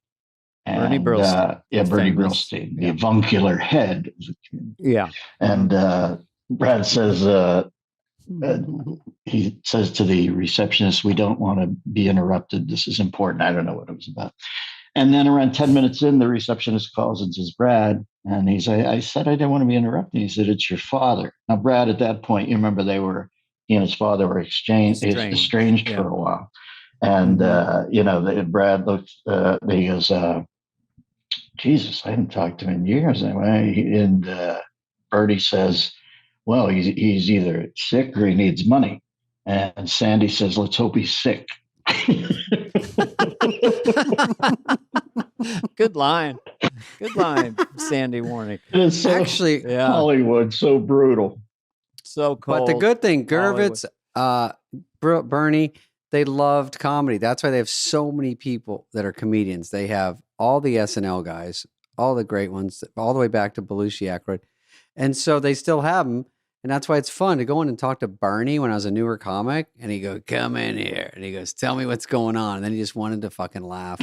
So fun. Those guys, he was funny. He gave Super me nice. confidence. Brad brought him to see me at a club, and he goes, "We're not going to give you to Saturday Night Live. You're bigger than Saturday Night Live." My previous managers thought I was a hack. And I got, so it was, "You're bigger than them." No, kid." he'd always start his compliments off with "How's about you're a fucking genius. How's about?" He told me, how's about you play Rooster T. Feathers again? I go, well, what about Saturday Night Live? Come on, you got to stay in the bullpen a little bit. You were there that week that I was at Two Bars with Destiny and Tree. What? Wait. Tree. Great stand-up, right? Yeah, he was a good stand-up. Yeah. Remember there was a girl I didn't know named that. Destiny, and then there was the cat Earl. He with put his on some dog. weight, and he went as Tree Trunk. You remember that? What do you mean? He evolved into Tree Trunk? Or he started Dana. He out put as on Tree weight, and then he named himself Tree Trunk. Is this another Craggy joke? I need an assist. Dennis. I'm talking to the best joke writer Trunk? Yeah. I know. probably ever. Yeah. So he needs clarity. So what's happening on the pod, boys? I see as I Lots looked at the of- thing today that it was called something else. And is it no longer focused on SNL? Is it just sort of a free-forming? That's been a problem from the get-go, that the confusion over that. We started a second podcast that's just us talking about videos and goofing around on YouTube, on video. That's called Superfly. Totally separate from Fly on the Wall. And a lot of people don't. A lot of moving that. parts there, boys. We took a confusion course at the Learning Annex. This is what we came up with. And the This two is our podcasts harbored themselves. They diseased themselves. They sort of cancel each other. Don't start a Dr. Laura's thing where you called The Fly Is Down, where you talk to depressed people, because you're going to dilute the brand even further. You're going. Oh no, it's Put it all we're under up for the one best heading. podcast award. We're up for the best podcast award again. Well, yeah, we are for Best Podcast on iHeart. Beautiful guys. Not exactly the Nobel Peace Prize. Why don't you send Sasheen Littlefeather from down remember? Is that who Brando said? Yeah. Is she still picking up awards for people? You might look her up somewhere. Maybe she can go That'd in. be It funny. would be good publicity if you guys sent Yeah. Sasheen in. Mm-hmm. I don't know if they have a literal award show. I think it's an online poll of 9 people, but see. We're We'll over take it. 200 podcasts. We just found out we've done over 200 between the two. Beautiful, boys. And Mhm. Carvey, where are you at there? Are you up this way? Yep, Beautiful. on a farm I in know. the Central Valley. Well, you look like it agrees with you. You look healthy as hell, but you've always had the best health regimen. There's great hikes up that way. Are you going up in the mountains at all? Oh yeah, Mhm. keeping that VO2 max going. Send me another picture of your quads. I remember Carvey used. I think I went to the workout with him once when we were on Saturday Night Live, and he set the Stairmaster machine on the highest setting, and he was talking to me throughout. He did an hour on it. I'm over there doing some girls' push-ups, and he talked the whole hour. He wasn't even gassed.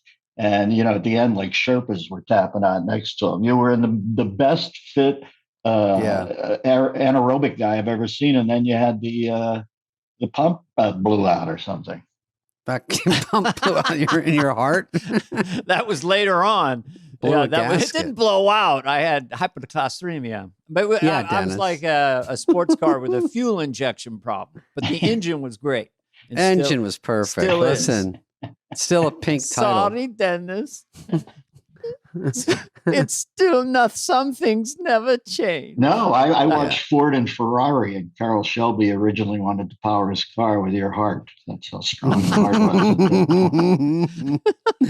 Dude, I went in there You're to get looking the in whole great thing. shape. Did you ever? They did a whole thing. I mean, they go in just for laughs, get the whole scan. And so I got a whole scan, and I think I did good. I think I sent it to Dana because I didn't understand it. Oh, Davey, both of now, you all these got years- 0.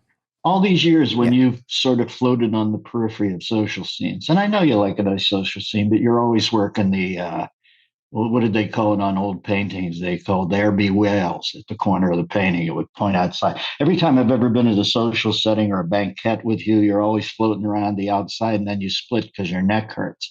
And I always wondered, was that just a defense mechanism to get out of a scene, or did your neck actually hurt? It's neck hurts combined with some boredom, but usually but everything, I feel like more the people are less boring. But if you're at one of these, I was at a Netflix party the other night, and you go around, I see people, it's fun, and I see famous people you don't see for a while, so we have a few laughs. But when you're walking around with now you got a plate full of crab cakes and now it's the fourth time you're running into Miles Teller. You just go, I think I'm going to get out of here, because it turns into a head nod and then you ignore them on the fifth one. And then you just go, I think I've done my job here tonight. But I last about an hour. I was really down to about an hour now with these. Even if it's a great party, I'm like, I don't know. I can't just fucking rot. Well, I have to tell you one, Dana, that where Spade stayed longer. And this will talk about what a mensch Spade is. He's always sort of ethereal. He pisses on stuff, but he's the guy who's sending the bread to buy the bulletproof vest for the cops in Phoenix and that. And my son is graduating, and it's when Tommy Boy is out. It's the biggest thing in the world. And I asked Spade, I thought if he came to this grad party they had. Now imagine this: we pitched a grad party, and we're going to show Tommy Boy on a screen at this party, and it's all soft drinks and that. It's not like we're at Pauly Shore's house up above, but it's just a really sweet party. We're going to watch the film, and we deliberately have the projector break, or it won't function. And then I said, the kids are all like bummed out, but kind of, they've all seen the film 10 times themselves. And I go, what are we going to do to fill time? Well, one of the stars is there, and Spudley walked out from behind the screen. It was the biggest hue and cry. People went crazy, these kids. And then Spudley stayed for a couple hours. He couldn't have been nicer. He didn't turn into a stiff, where it was all, you youngsters, you're going to, he was just cool, Spade, but framed properly, and they all felt like they met the real guy, and they still talk. Obviously my son still once in a while say, remember when Spade came? And I always think, what a cool move, Davey. Yeah, thank you. Spudley fucking wrote it out. That's a fun time though. That scenario is perfect because you're not overwhelmed. It's not too much. Some things are too much. And are you still with that girl you left? I'm sorry, what? I'm sorry, what's going on? Alert. Dennis, you're cutting out. Hey, topic. Dennis was our guest. I like the story he ended with about the Tommy Boy stuff. This ain't no horse's cock. Sorry. I'm going right back to the last detail. I want to do that for the last 40 minutes. Guess who was brought up for Busboys? Randy Quaid. Is that crazy? Get him in there. We were brought up, we were talking about casting. And we were talking about, I think it was for Theo's dad. And Theo said, what about Randy Quaid? And we're all like, oh my God. We could dust off Randy Quaid. Oh, he's the nicest guy. And you remember some of his work in Midnight Express. And he's a great actor. Jeez. Really? Most people know him from Vacation, but he's done all this other stuff. But he can just ride on Vacation forever because he was so good in that. But I don't even know what Busboys is. Tell me, what is Busboys? Oh, just a movie me and Theo wrote. And it's about two losers that want to be waiters. They're busboys that try to be waiters. They can't work. They think if they're waiters, it'll straighten out their lives. But because my girlfriend ran off with a waiter. So we're like, fuck, dude, waiters got it made, dude. If we just get that, it all come together for us. So I don't want to give it all away, Dennis. No, come on. That's pretty good. But you're busboys, and then shenanigans. Happen. Obviously happen. Dennis was there in the first round of fucking Joe Dirt. And then I remember we were doing it, and remember we didn't have a ton of time. So that's right. I mean, I had my mini sides on my legs in the radio station. Freddie Wolf behind me playing the guy. Oh, I remember that. Tech guy, and then the Zoo Crew guy. And then Dennis was the one. Of course, we try to write jokes for Dennis, and then they're somewhat in the vicinity, and then he just keeps adding laughs. And so it made it that every time we cut back to the radio station, it's funnier because Dennis is doing all this great stuff. Jane Fonda from Clute, that was not in the script, I guarantee you. And then I had my sides, my legs had so many lines, it was too hard. I'd look down, then I'd say them, then I'd look down, and I'd say them. But we got through it. Spudley, out of all the things I've done, I can't tell you how many people still come up to me, and I always wondered why was that? I know you did a 2, but it seemed like it would have been ripe for a 2 even quicker than that, right? It's such a people that's it was a so lot of many people's favorite movie. Yeah, we might do an animated version, which would be easier because then I won't have to look like the old Joe Dirt. So there was a sequel a few years ago, right? Yeah. But I'm saying that one had to go to Crackle. Some offense to Crackle. I was going to say no offense. Sony bought Crackle. Yeah, Sony bought Crackle, and they go, we're going to make this Netflix, which wasn't a bad idea. So they said, the only way we'll let you do another Joe Dirt is if you go do it on Crackle.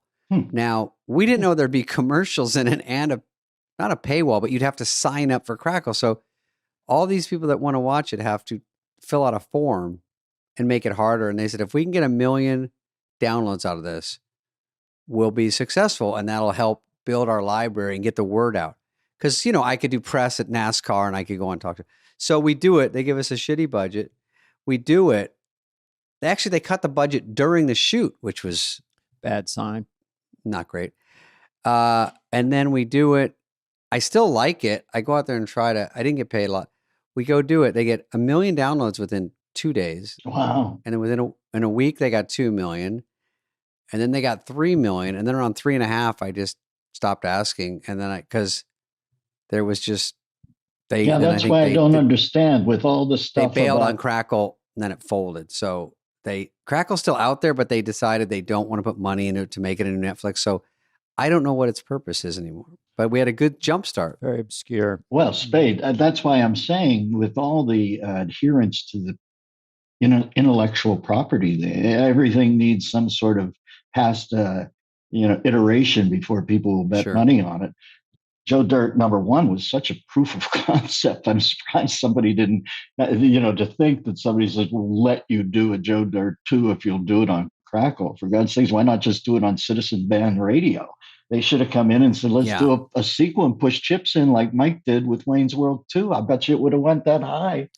Yeah, I don't know. That was the tough part. We couldn't get it going. And so that was our thing was to put it there on the witness protection program. And it's shocking it did well over there. And they got all these people signed up to fucking dog shit Crackle. But then they pulled the money to make it big, like a Netflix. And so the head of Crackle left. And well, let's face facts. Like, wow. Once you do the mosey through show business, Spudley, you're still in the middle of it. Dana and I a little further down the line.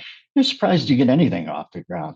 Honest to God, the great mystery to me, and I don't know, maybe Carv had something to do with it, but the biggest thing in America was Churchley. I see some of the things they make movies of from Saturday Night Live. I'm telling you, Carv, you remember when Church Lady was at its peak? It was just, isn't that special? It was everywhere. And that movie, theatrically, this is way before COVID, all that stuff, but I always thought that would come off. What's the backstory on that, or do you choose not to share it? Well, SNL Studios, Lorne Michaels didn't get an official studio. SNL Studios started after I left somewhere, and that's where they did Stuart Smalley movie, It's Pat movie. I had an idea once that she's at a Bible retreat in Santa Barbara, and then she's driving her car in a rainstorm, and it breaks down in Malibu, and then she goes and knocks on the door, and it's a Malibu beach party full of celebrities and Sodom and Gomorrah. Well, Young Frankenstein. We're not wearing any pants, are we? So it just goes around. I'm the age that Church Lady is. If anyone's listening, we can do that for $3.5 million and just give me some back end. I told you should have did Church Biden on one of those SNLs you did, where you just did a complete mashup of your Biden and you're in the Church Lady. I know that was your idea. Church Biden. Well, excellent. Well, isn't that special? Oh, no more special than me. I'm not kidding. You would have figured it out. No doubt. No, he gets in as one of his things, and he comes to the podium with a wig on, and he thinks he's. And Well, look, I mean, I don't know if this is rumor, but I hear that with what they're planning with Biden's retirement is to build a replica of the Oval Office in the House and bring him in there every day. And then once in a while, the fear is that, Hunter might pretend to be a foreign person, Who we have next? We have the ambassador to Spain here. Yeah. Spain. Hey, hola. My name's Sebastian. I'm from Spain. Yeah, what can I do for the country of Spain? I've always loved Spain. We could use like $100 billion. All right, let's do it. Get him a check. Hasta luego. Hasta la vista. Whatever, Dad. I mean, me. Goodbye. So that's probably going to like Rupert Pupkin, De Niro in King of Comedy. He's doing the talk show down in the basement in front of the placards.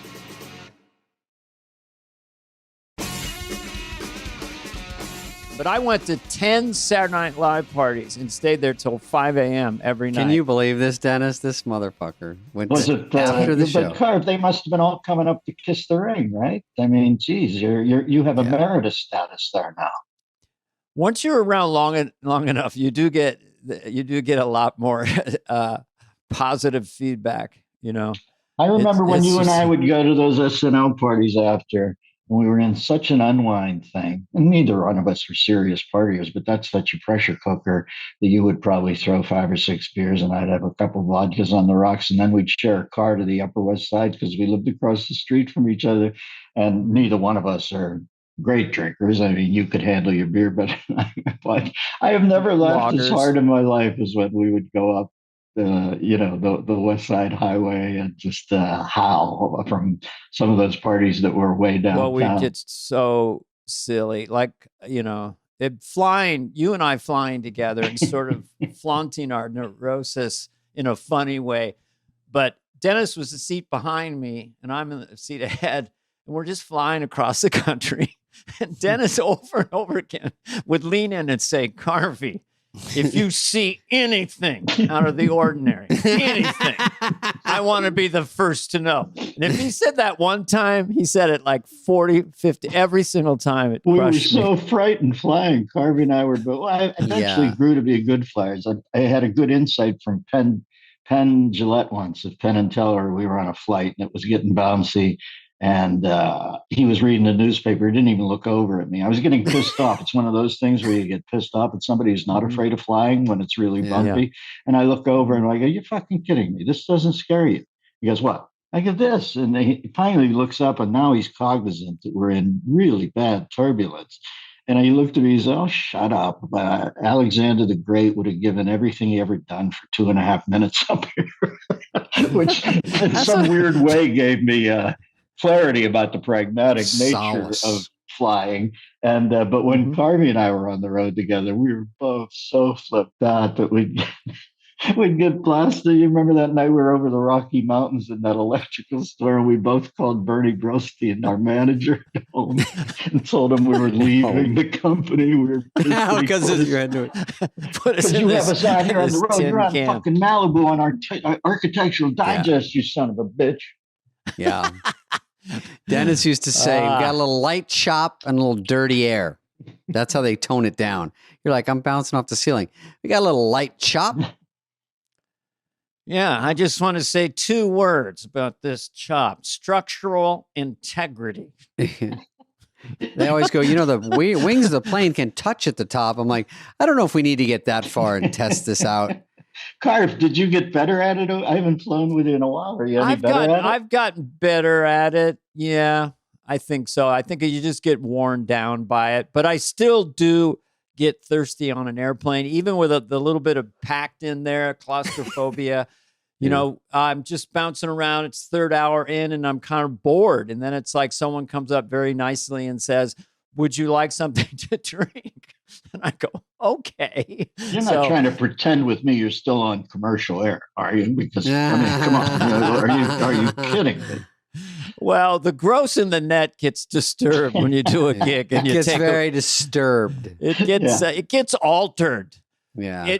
They were cheaper. Now when it's a push, it's bad. Yeah. You remember when Spudley, that was one of the best days of my life. We had a gig in a place called Thackerville, Oklahoma Fuck or yeah. something. Oklahoma. And we wanted to get in and out. And Norm was with us. The three of us were the headliners. And we rented a plane and we flew from Van Nuys or Burbank, I think, to Thackerville. There was, you didn't even have to land in Dallas and do the drive north because there was a strip somewhere up near Thackerville, which was a nice gig. I don't want to disparage it's like a city, anyway. Thackerville. No, that's the biggest casino in the world. Casino, Man. you're right. And we knocked the gig out, and then we split right after. So between all of the stuff, we were there, together for like 10 or 12 hours that day. I have never laughed so hard. Norm was sure. That was killing me. That was my last Norm hangout. I mean, I think because it was before COVID, one funny thing Dennis did is he goes, "Hey, Spud," well, I think we each had to do 30. And he's like, I think I might want to go first and run back to the room and take care of some stuff. And I'm like, oh, then, okay. And then Norm goes, then I should go on after that. And I go, yeah, go ahead, you fucking assholes. I have to follow these two great comedians. So fine. Now, did you know, Spudley, that Norm was, I did not know Norm was that I did not. at that time.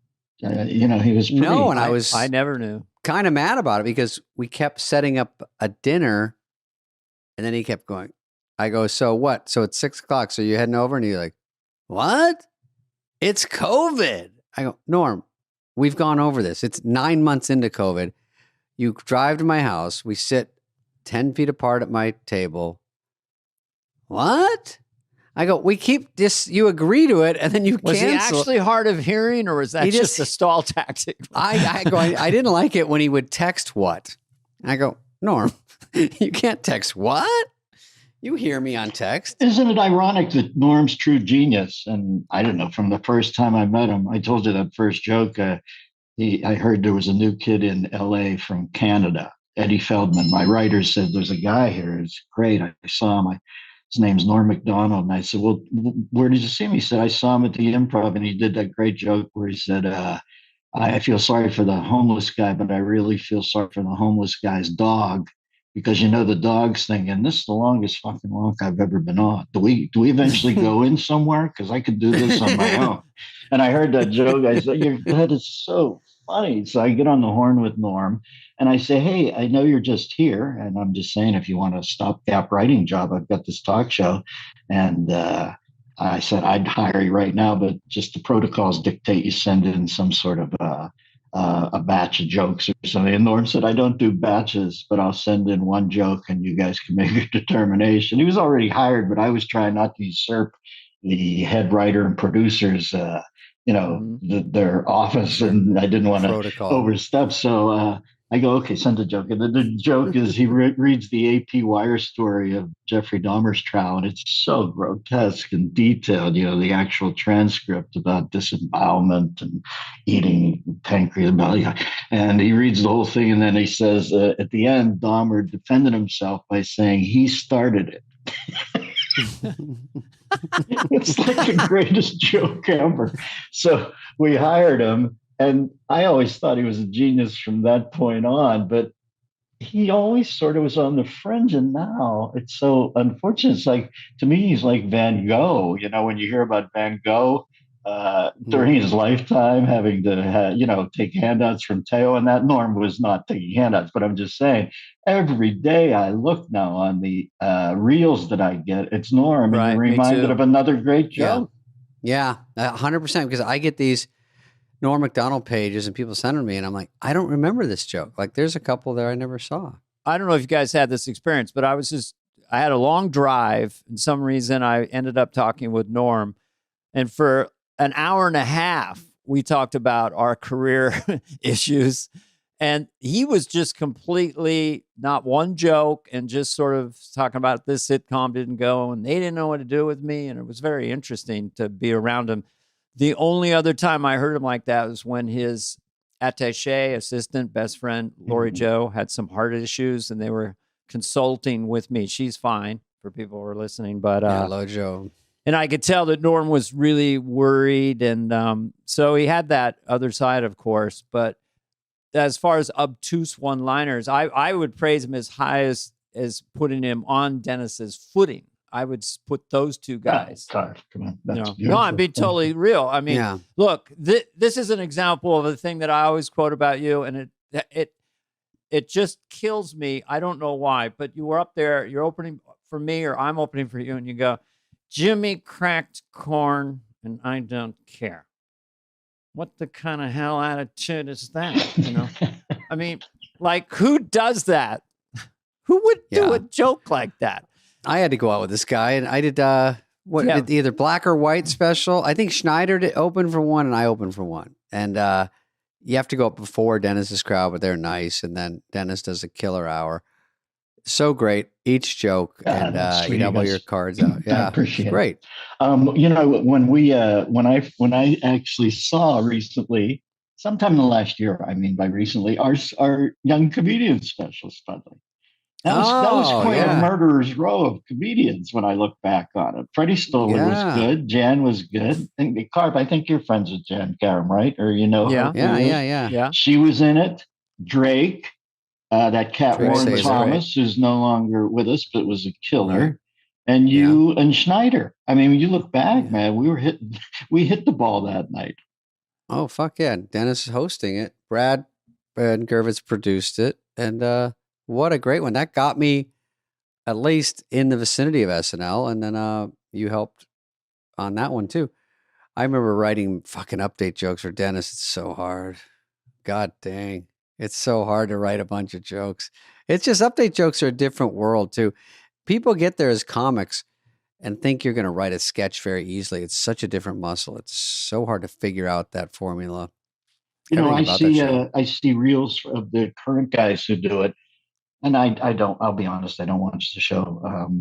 And there's no grievance there. It's not my, I'm not up at 11:30 on Saturday. Yeah, sure. But I do see these clips of them together. And when they do that back and forth thing where they write jokes for each other, they kill, man. It is so funny. And I don't remember seeing reels of them years ago, so I don't know if they've grown into it or not. But I think his name's Yost and Che are very funny together. Colin and Michael. Yeah, they started doing that maybe just a couple, 3 years ago, I think. But they've evolved with this chemistry to become one of the all-time duos up there. And when I was there, the last show, Michael wrote some jokes, cold jokes for Colin to read live on air. And they were extremely inappropriate, racist. And there were a lot of stuff about his wife, Scarlett Johansson. And they would cut to her in the hallway looking at it on a monitor. And that crushed because Colin lost it for real on live TV, laughing so hard, barely getting through it. That crushed as hard as anything I'd seen in that studio in a long time. Well, I always wanted to talk to somebody who's inside there, Carv, because I've heard that too. And sometimes these stories are almost apocryphal about things. Because I remember, you know, let's face facts, when you go out with Robin, everybody'd say he's just making it up as he went along. And he often made things up, but he also had a core he worked off. Nobody's going out there with absolutely nothing. So you hear these tales and you wonder, are they actually seeing each other's jokes, you believe, for the first time?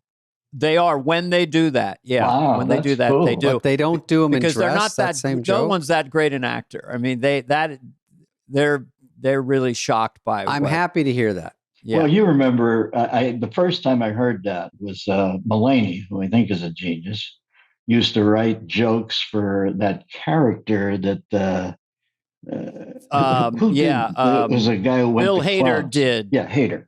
With the hands over his mouth. Yeah. Stefan or something. And the single funniest joke that I think I've ever heard on Weekend Update is Hader would always, the template was, this place has everything. And then he did the quintessential New Yorker joke, and only people who lived in New York and co-ops or condominiums will know what this means. He said, this place has everything. Doormen who high-five children of divorce. And you remember the doorman in your building was always like, part of the family after a couple of years, and everything in your building was known by everybody else. And if there was a disturbance in the force, the guy would go out of his way to make the youngins feel good. But children, Mulaney is an incredible joke writer. Being on that show again, a lot of magic stuff happens at the dress show. I just anecdotally, it seemed to me the dress show just had more energy and just so the fact that Colin they don't do those jokes at the dress show. They're just doing them live on the live show. But there's something about, like, I would go do Biden, and I come out of the dress show when I first started landing it. People were like clapping and, wow, way to go. And then I would do the air show, try to do equivalent, and then you come out of 8H and everyone's just like, So there is something I just want. I mean, the show works the way it works. It's 50 years, should never change it. But I wondered if Carol Burnett, if they essentially shot the dress show, and that allowed for a lot more spontaneity, because it's the first time you're coming on. First take is good. Yeah. Yeah, I think they did. I think they did shoot both of them, but I think they leaned heavily towards the one on air. But if you're going to run a dress, why not shoot it, right? I mean, well, they shoot it, and the air sometimes goes higher. But it just, when it got cold out there, the audience, it's a tractor pull to get into that studio, waiting and late, and one of my early ones was Michael J. Fox impression, and he came on the child actors. We were going to rob a bank together or something, and that was, I think, a Smigel bit, super hilarious. And so I was playing Michael J. Fox. He was playing Danny Bonaducci. And when I was doing a speech right to him, he started cracking up in dress, and it was a fucking monster. And then on air, he didn't laugh because he'd heard it. And I'm like, where was this? Please, God, it just air hard. The fucking dress version. There was a bit where someone was spraying water at Colin for the dress show, and it was the first time.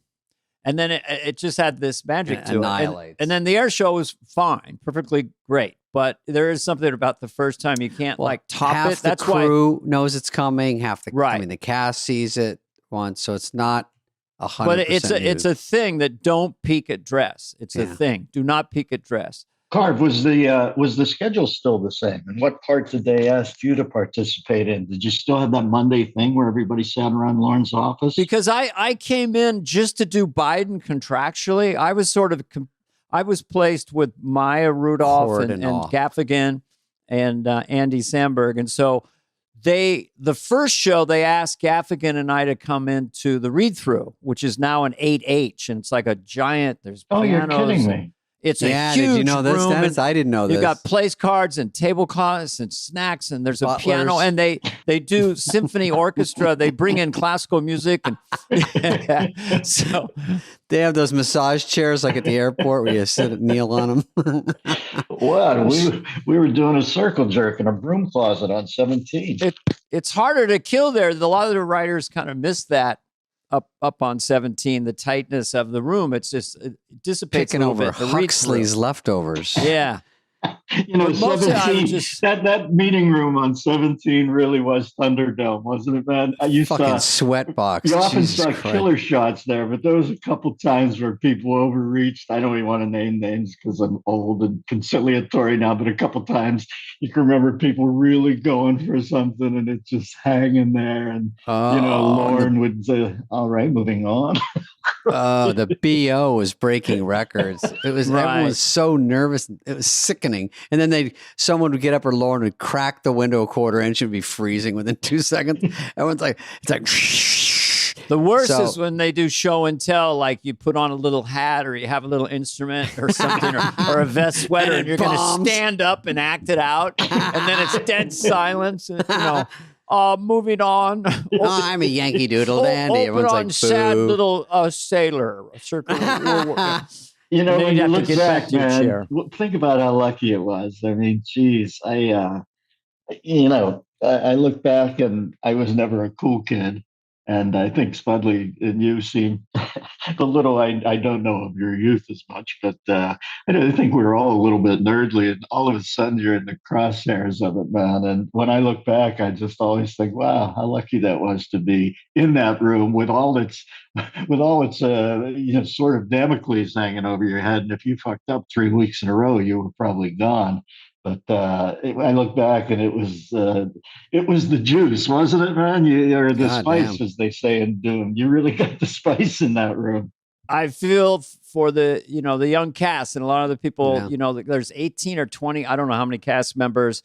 And I was talking to one of them once, and he goes, "Look, it's hard to be relaxed out there because if you go out there and you don't quite land it, then you're not going to be written for it. You're not going to be in the show for a few weeks. So it's hard to get loose." And when we came in, Dennis, we had such a small cast that everybody got their reps in. Look, if I had not got on that show, I think I'm playing yucks in Merced tonight. So.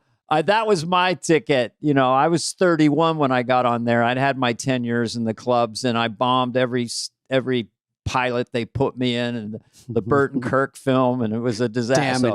Damaged goods. To your point, the luck of getting on there, and then, of course, you were like made out of a factory to be the update guy because you could land jokes, and you're such a reader. I mean, it really matters to be able to read really well is a big advantage. See a card, nail it.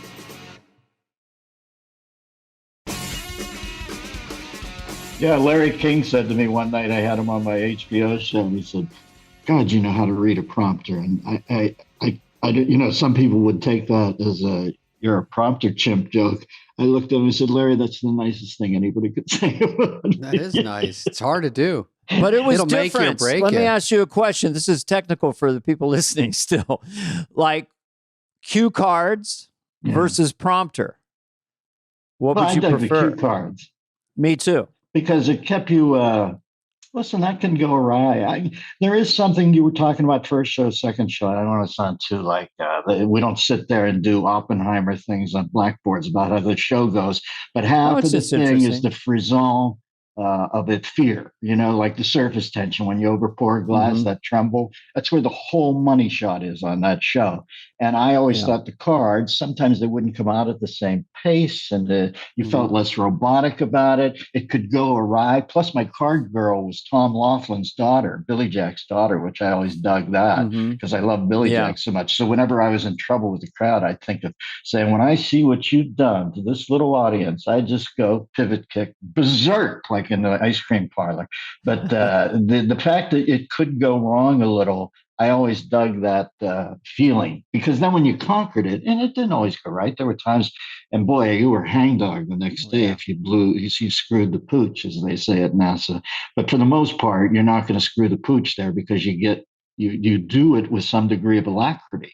And I used to like that, man, that feeling. Carvey, you remember when you'd come up and do something at the desk and we would just be howling at how maxed out it was. And Spudley used to kill with the the guy Hollywood Minute. Yeah, it was just fun moment. Well, we know the power of home base and right to camera, because when I was doing Church Lady and David was out doing Hunter Biden, and it was getting used to that idea of don't look at the cards. There's the wide shot. There's the money shot. Also, kind of glance over at your guest, but don't go too profile. It's just getting used to all that. But money, when I was doing Biden, normally it was just straight ahead. It's much easier. It gives me chills thinking about it. When you're on that show and you're in a good sketch and you do your lines and you kind of miss them, you lay down a broken bat single and you walk back off camera, and everyone kind of darts their eyes. You're like, fuck, I had 2 lines to get it right. I just kind of missed it. Or you fluff it and you're like, if I just had one more take, it would be better. But you do that too many, like you said, in a row. It's so under-rehearsed. And the director, Liz, who's a lovely person, I really got myself in her shoes of like, you're doing Hunter, I'm doing my thing. How long do you hold right after the laugh? Or do you cut after the line? And then, of course, bumbling a line is so painful. Or not getting a laugh and realizing later the camera wasn't on you. Yeah. The cutting, because she doesn't have that much time. Or we had Davey Wilson. It's such a fly-by-night thing. So, but when it works, it's magic. Put it that way. for sure. Well, Carver, you had a nice return there, man. You hit the ball really hard. Every day I'd go, I'm golfing a lot now. And the guys at my golf course would always say, oh, Carvey killed it over the weekend. So nice to know you were still putting good wood on the ball, brother. How'd your chops feel? Did it come back to you right away or it never went? Well, I'd done some Biden, just slowly but surely. I was gathering a Biden up, because I noticed no one was really doing him, and so when I went there and read through, this was just coalescing in my head, but Lauren was sitting next to me and no one had really kind of figured out Biden, how to make it funny or sensitive or whatever. So I had this thing of, and guess what? And by the way, just that. And then I saw Lauren's shoulders go up like that and he was happy. So I knew I had a hook, and I think that I was discovering it with the audience live in real time. But yeah, it came back to me for sure. It felt like I was home again, doing rhythms. And I'd had a warm up with him on this podcast, and I had some clips out with him with the Biden I was doing. So I had a lot of hooks. Good honing, because he got to make mistakes here. Boy, when they're cutting back and forth between the shots here, Spade looks like he's in some swing, private booth somewhere in a VIP booth, and then you got to trick that place out a little. That room you're in. You got that table over here. It looks like the Pixar opening credits with that lamp or something. You got to get some flowers in there or something. Get some flowers. Leave this over on the left. It's like the Honeymooners. It's like Crabden's place with the Pixar light on top of it. Spudley, what's your book over your shoulder? What are you selling there? What's that? Oh, that was a John Lennon book, because I bought the glasses, John Lennon's glasses, and that's the glasses he's wearing on that book. And this Dana White gave me this. Your boy gave me that Bruce Lee skateboard. Dennis, you can react whenever you're ready. I just thought that we'd give him an edit point there in case we're wrapped up, because I got to split soon. Oh yeah, let's go. That's it. Dennis, been hilarious. We love you, and you're one of the.